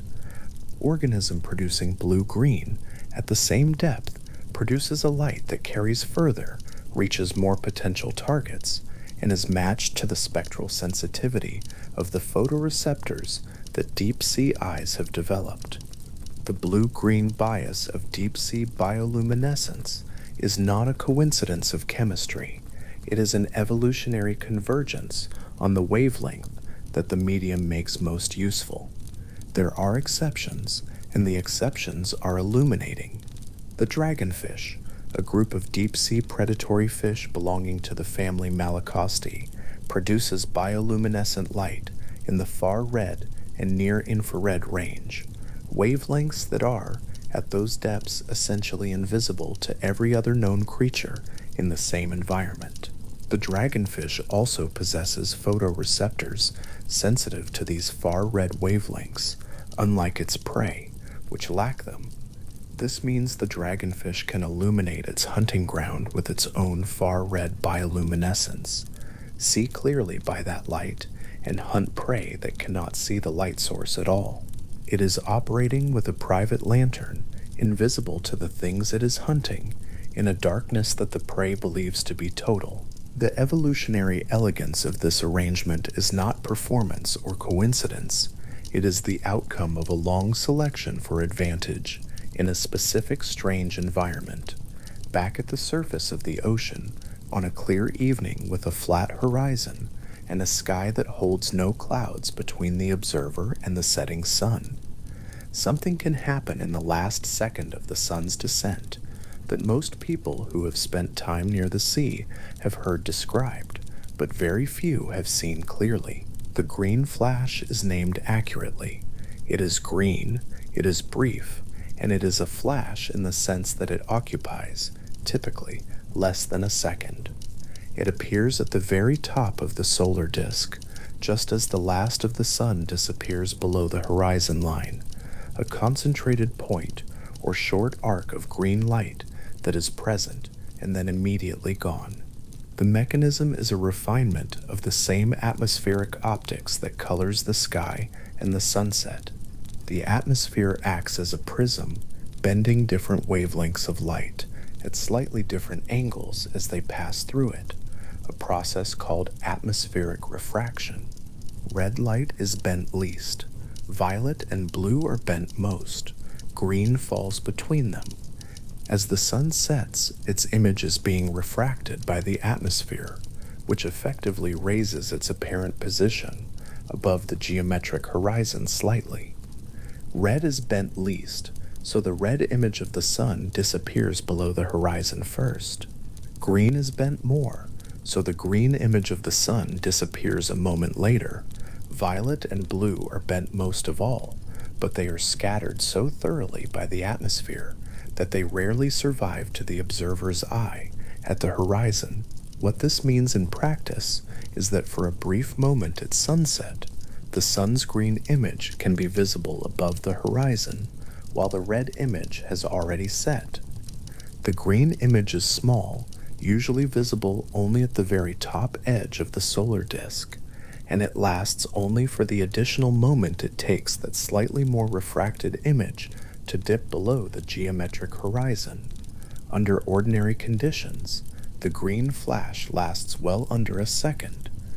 Under conditions of strong temperature inversion, where a layer of warm air overlies cooler air near the sea surface, the atmospheric bending can be enhanced enough to produce a more extended green ray, visible for several seconds, and stretching upward from the horizon point. These extended events are rare, and the ordinary flash is itself only clearly visible from a low flat horizon with clean air and no haze. The color of the green flash is not a deep or saturated green. Those who have seen it describe it as a brief, clear, concentrated green present at the horizon for a moment, there and then replaced by the red and orange that persist after it. It is not something that builds, it does not deepen.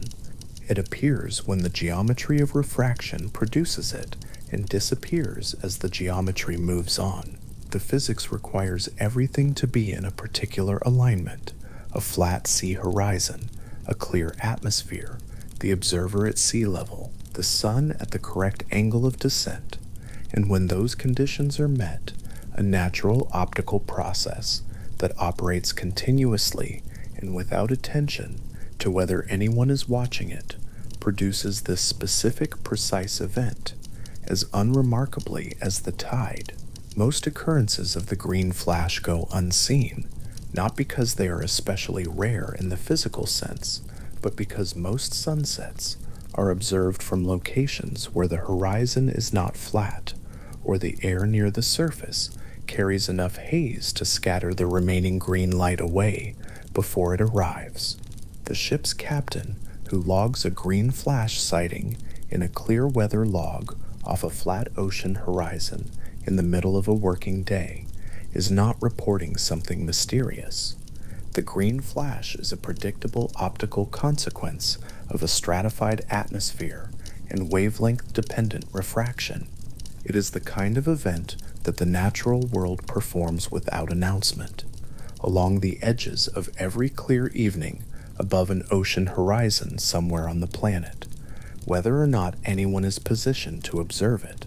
The natural world is full of this quality, events that are precise, repeatable, and physically necessary, occurring continuously at scales ranging from the nanometer-spaced ridges on a butterfly wing to the kilometers of atmosphere through which sunset light travels.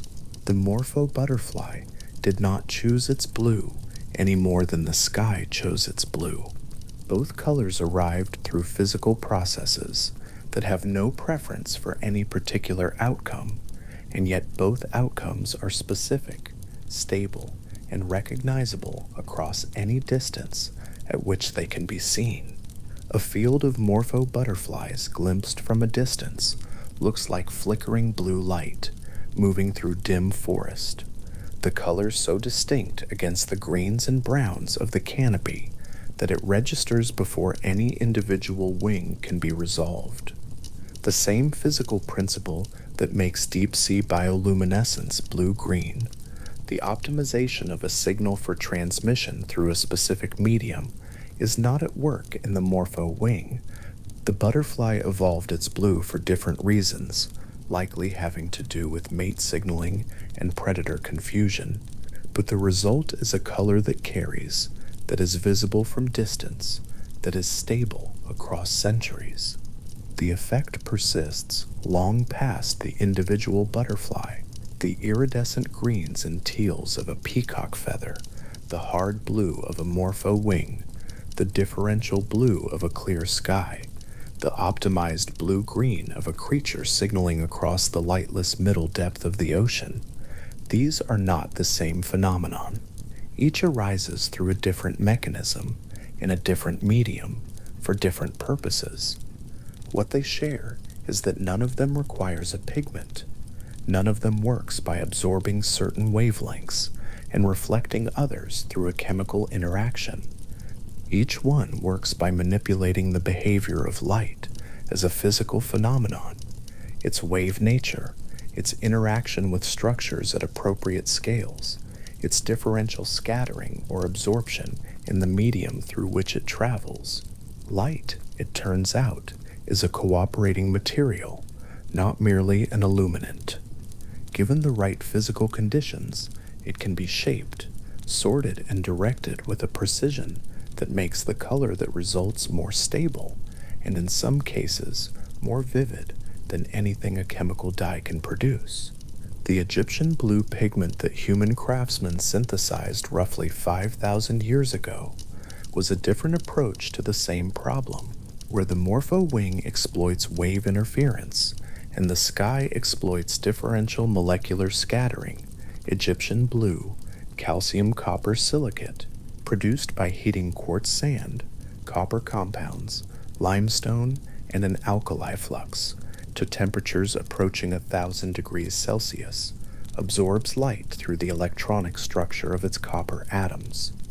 The copper in the silicate lattice absorbs red and orange wavelengths and reflects blue. It is a chemical approach, a pigment in the conventional sense, the color arising from atomic absorption rather than physical structure. And yet Egyptian blue has an unusual property that distinguishes it from simpler pigments. Under near-infrared illumination, the pigment fluoresces. It absorbs visible light and re-emits energy in the near-infrared range. This was not a property that the Egyptian craftsmen who produced it were aware of or could detect. The fluorescence was discovered by modern researchers examining ancient artifacts with instruments that can detect near-infrared emission, the pigment that a craftsman ground fine and mixed with water to paint the wall of a tomb in 3250 BCE, carried inside its crystal structure a property that would not be observed for another 5,000 years. Researchers have explored this fluorescence for potential applications in biomedical imaging and solar energy conversion, fields that did not exist when the pigment was first made. The material was already doing this. It was already emitting in the near-infrared on the walls of every painted tomb, in every object that carried Egyptian blue, in every painted surface where it had been laid down and left. There is something instructive in this, not in any metaphorical sense, but in the specific sense that the physical properties of a material exist independently of whether they have been observed or named. The morpho wing was producing structural blue through constructive interference for millions of years before anyone understood what constructive interference was. The atmosphere was scattering blue wavelengths across the whole visible sky for as long as Earth has had an atmosphere. The green flash was occurring above ocean horizons every clear evening for as long as there have been oceans and a stratified atmosphere to refract the setting sun's light. None of these things waited for an observer. None of them required understanding to operate. The deep-sea dragonfish has been hunting with its far red lantern in the darkness below 800 meters for an evolutionary span that dwarfs human civilization, illuminating a private hunting ground in frequencies that its prey cannot detect, in waters that no sunlight has ever reached.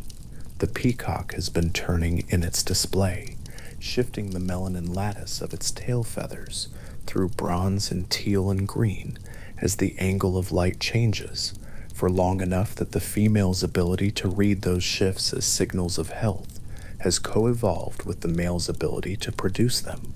The bioluminescent dinoflagellate, drifting in the surface of a warm bay at night, producing its brief cold blue-green flash when disturbed, has been doing this since before the Cambrian. These colors are ongoing. They are not historical. A morpho butterfly, resting on a dark leaf, in the Amazon basin right now, is producing exactly the same structural blue through exactly the same interference geometry as every morpho butterfly that has ever rested on any dark leaf. The evening sun, descending toward a clear ocean horizon, is refracting its wavelengths through the stratified atmosphere in exactly the way it has always done, producing, in the last second before the disk disappears, the precise green image that the differential bending of wavelengths places there. The sky overhead is blue at this moment, not as a feature of tonight or this season, but as a consequence of what nitrogen and oxygen molecules do to short wavelength light on any clear day, on any planet where they are present in sufficient quantity.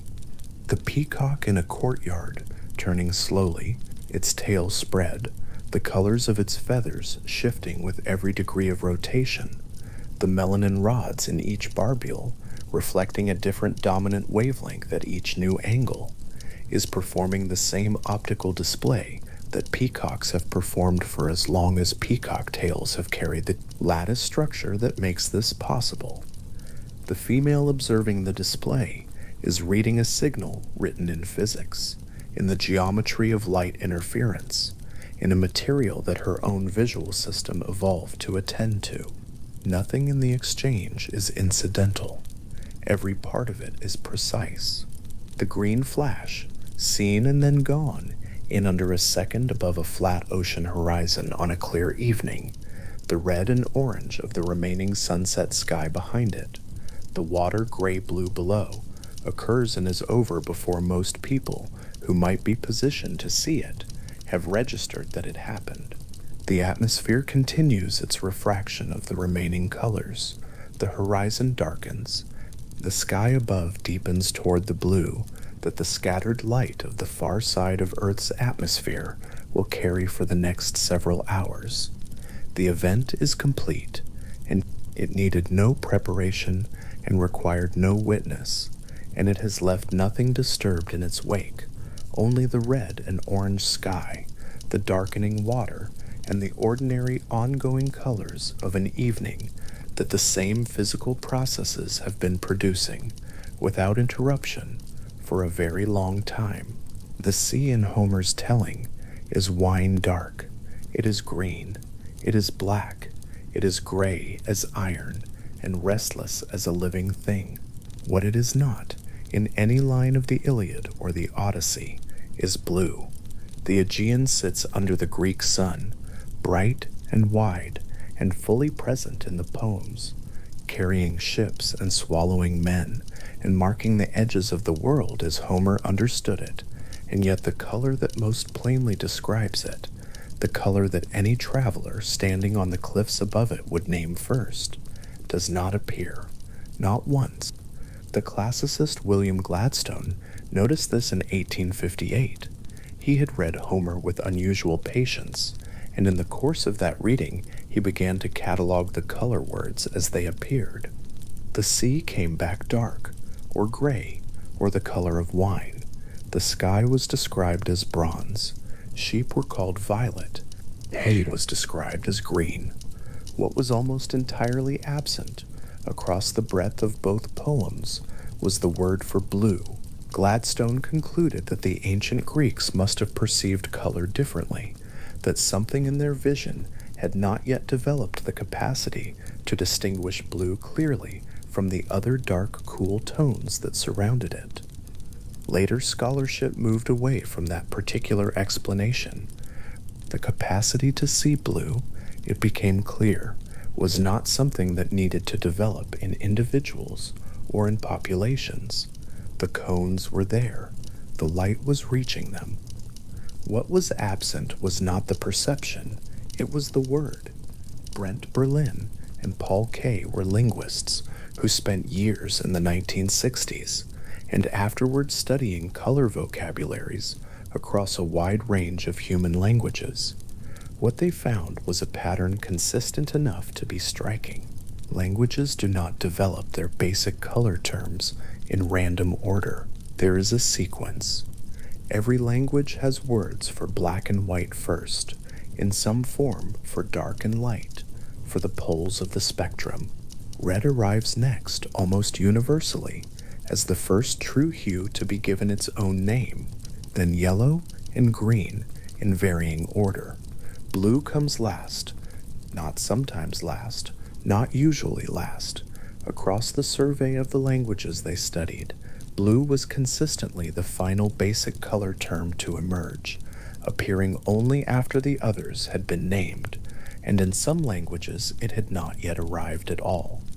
A linguist working with a language that has no distinct word for blue might hold up a card of that color and receive an answer that places it among the greens or among the dark sky tones, or in some category that the language has, but that does not correspond to what a speaker of English would recognize.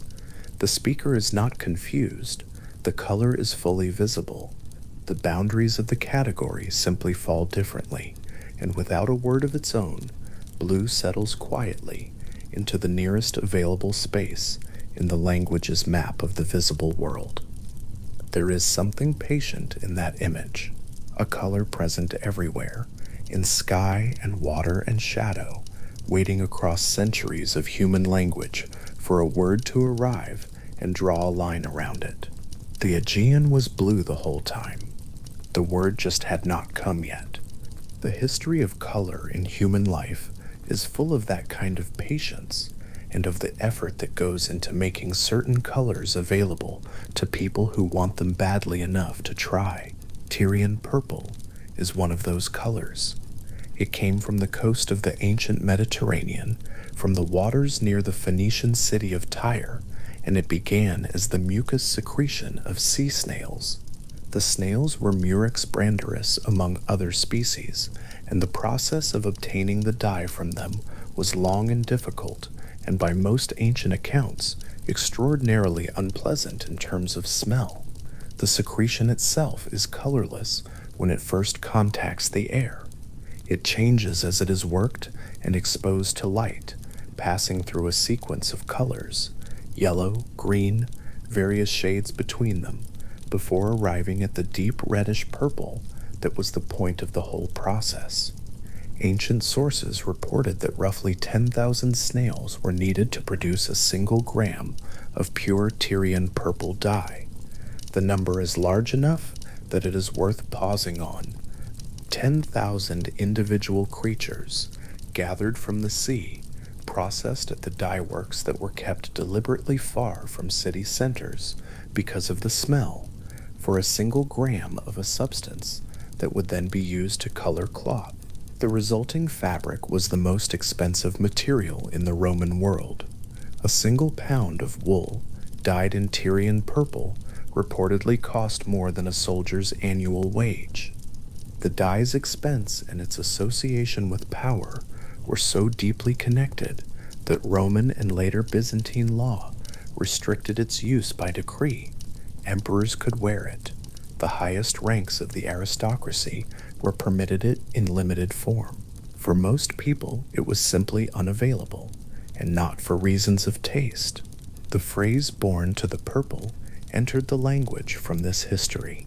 A child born into the imperial family was said to be born into the porphyra, the purple chamber, where the walls were hung with Tyrian dyed fabric. The color and the status it represented were inseparable, and that connection held across centuries with a consistency that few other symbols have managed.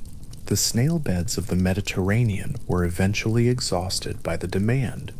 The dyeworks at Tyre fell with the city, and the art of producing genuine Tyrian purple in the ancient manner became something that could only be reconstructed by careful scholarship and patient experiment.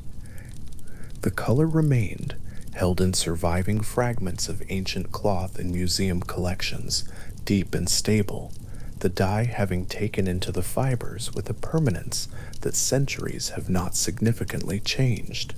While one civilization was extracting purple from sea snails, another was doing something technically more ambitious with blue. The Egyptians had been making it since at least 3250 BCE, which makes Egyptian blue, as it is now called, the earliest known synthetic pigment in the world. It did not come from a creature or a plant. It was manufactured. The process required quartz sand, copper, limestone, and an alkali flux, materials that were available and identifiable, and it required a kiln capable of reaching temperatures somewhere between 800 and 1000 degrees Celsius. At that temperature, held for long enough, the mixture transformed.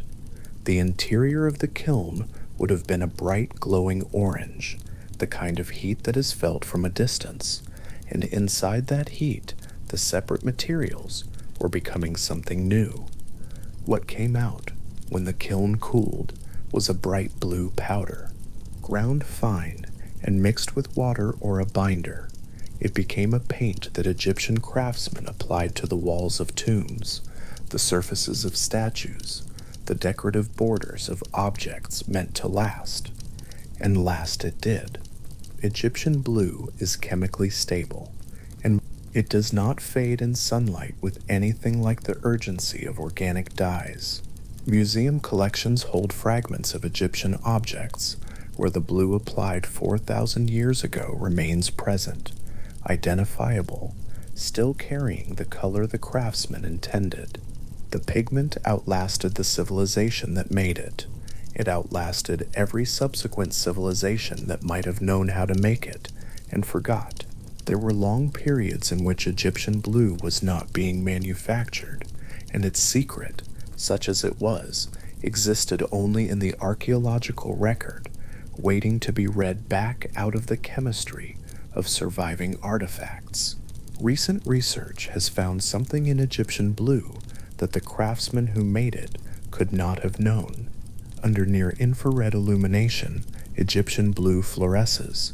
It emits light in a wavelength beyond what the eye ordinarily detects from a visible light surface, a quiet glow that requires the right instrument to see. Researchers studying this property have found it precise and consistent enough to be worth exploring for applications in biomedical imaging and solar energy. A material made by hand in ancient Egypt for the purpose of coloring the walls of tombs turns out to carry a property that 21st century materials science finds genuinely useful. The pigment has been sitting in museum collections and on excavated walls for decades since this was noticed, continuing to do what it was made to do, which is simply to be blue. The long effort to make certain colors, to own them, to restrict them, and eventually to reproduce them cheaply enough that restrictions became pointless, runs through a great deal of human history in ways that become visible when a person looks for them. The expensive pigments shaped what artists painted, which subjects could be rendered in which colors, and which patrons were willing to pay for the more costly materials. Ultramarine, ground from lapis lazuli, imported from Afghanistan, was among the most expensive pigments available in medieval and Renaissance Europe, and its use was sometimes specified in contracts. A patron commissioning a particular painting might stipulate that the blue of the Virgin's robe was to be painted in genuine ultramarine, not a cheaper substitute, a clause that was commercial and devotional at the same time. Colors signaled rank, and membership and belief, and wealth in ways that most people living in a period of abundant, cheap synthetic dyes can no longer fully feel. The arrival of synthetic aniline dyes in the mid-19th century changed this quickly. Colors that had been the exclusive possession of the wealthy became available to anyone, and the symbolic freight they had carried began to disperse. Mauve, discovered accidentally in 1856 by an 18-year-old chemist named William Perkin, who was attempting to synthesize quinine, became fashionable almost immediately and was produced at industrial scale within years. A color that had previously required effort and expense was suddenly everywhere, and the exclusivity that had made it meaningful dissolved without any particular ceremony. The color associations that seem most natural and inevitable in a given culture often turn out, on examination, to have arrived recently and for specific reasons.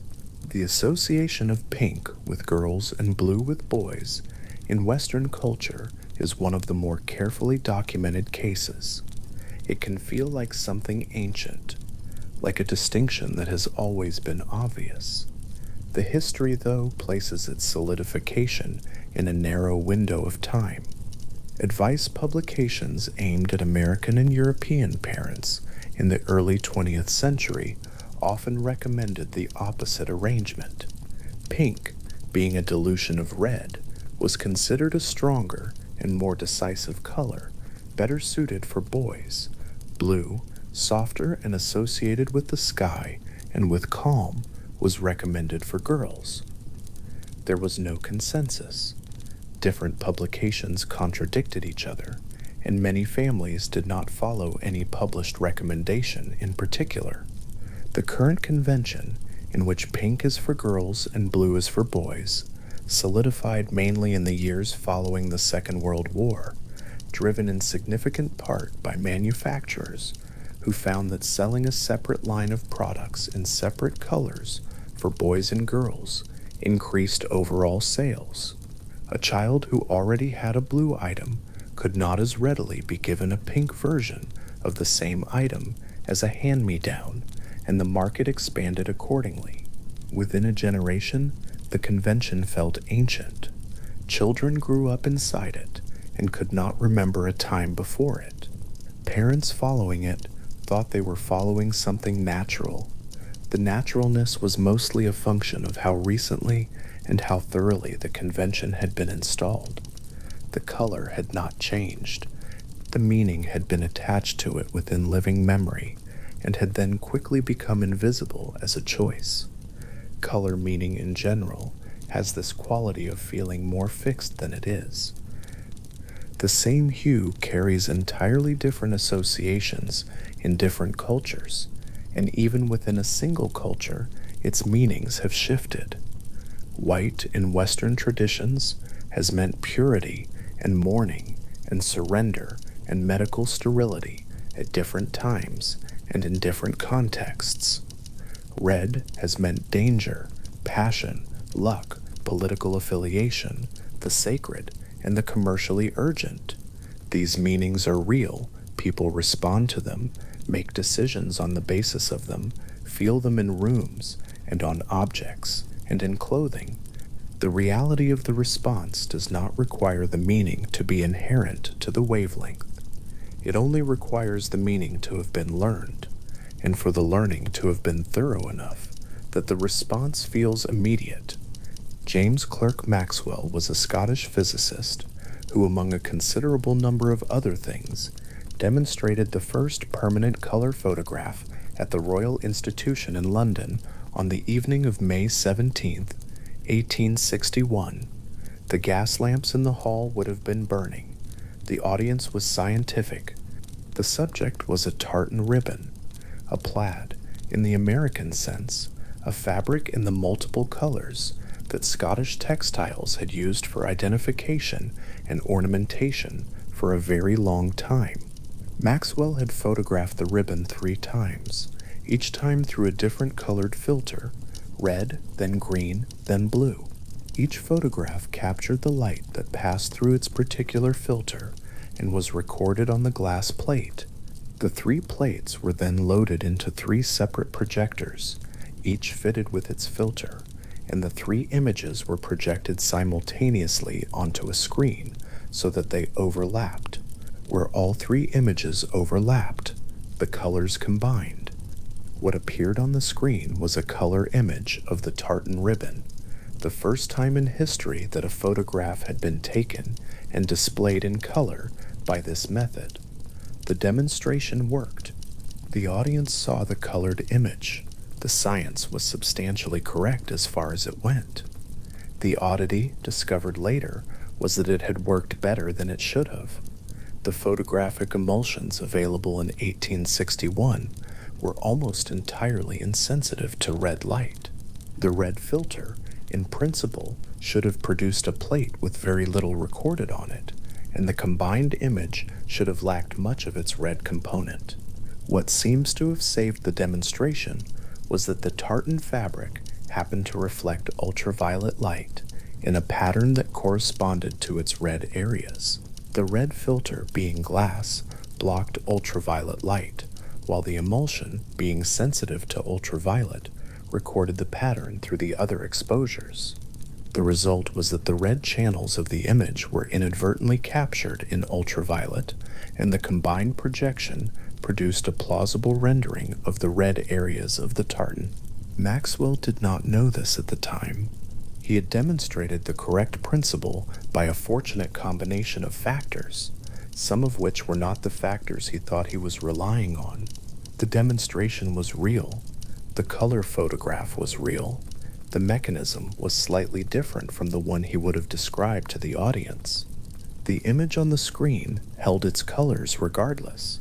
What that image represented, beyond the technical achievement, was the beginning of a long process by which color could be recorded and preserved and reproduced, first as a scientific demonstration, then as a photographic technique, then as the method by which color film was made, and eventually the method underlying every digital display.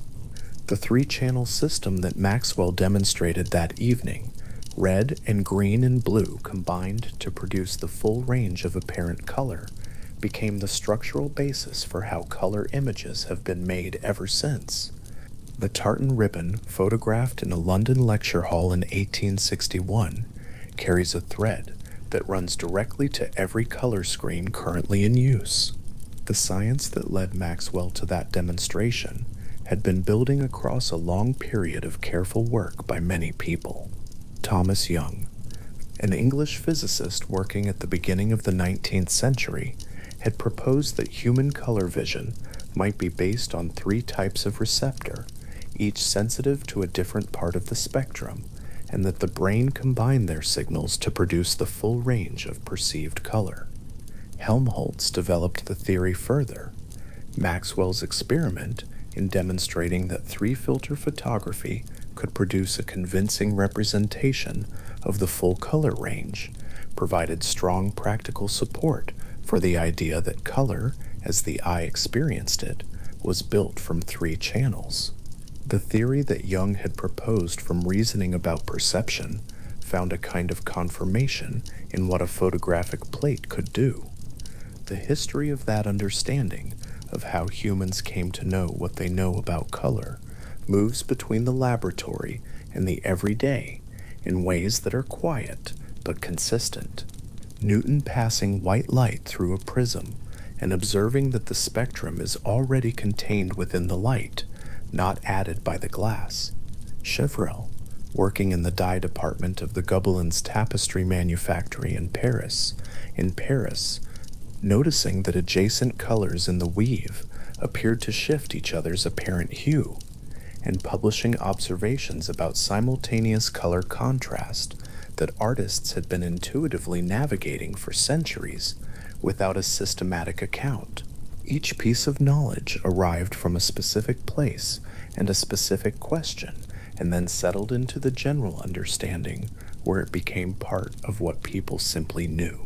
Color in human culture has always occupied both registers at once. The highly specific and technical, where the exact chemistry of a dye or the exact geometry of a prism matter greatly, and the immediately felt, where a color in a room or on a page or on a piece of fabric carries its effect before any analysis begins. The dyers at Tyre were working at a level of practical chemistry that was sophisticated without being theoretical.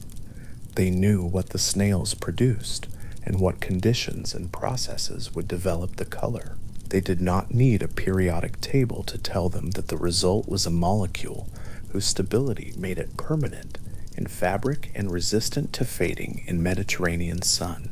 The knowledge was in the practice, passed from person to person over generations, as reliable and specific as any laboratory procedure. Egyptian craftsmen heating their kilns to temperatures they would have regulated by observation and experience, reading the color of the heat itself, were doing something technically demanding. The fact that their process has been reconstructed by modern researchers who know the chemistry does not diminish what the craftsmen knew in practice. They were making a synthetic material that required controlled high-temperature chemistry, and they were doing it reliably enough that the material appears across thousands of years of Egyptian artistic production, consistent in its color and in its chemical composition. The relationship between color and human meaning has been long and particular and full of specific decisions that accumulated over time into what feels like tradition. The color of a robe in a particular culture's ceremonial context, the color assigned to mourning in one tradition and to celebration in another, the colors that certain craft traditions reserved for certain purposes. These are all accumulated choices that were made at particular moments by particular people and then repeated until they became binding. Most of them are not remembered as choices. They are experienced as simply how things are. The linguist holding up a blue card in a village whose language has not yet drawn a boundary around that color is standing at a moment that has already passed for most of the world's languages. Blue has its word in the vast majority of languages now spoken. The boundary has been drawn. The moment before the boundary, when the color was present and visible and unnamed, exists now only in historical linguistics and in a few places where the process is still in motion. But it was the condition of every language at some point. Every color that now has a name in every language was at some earlier time a color that the eye could see and the tongue could not separately name. The naming came later. The color was always there.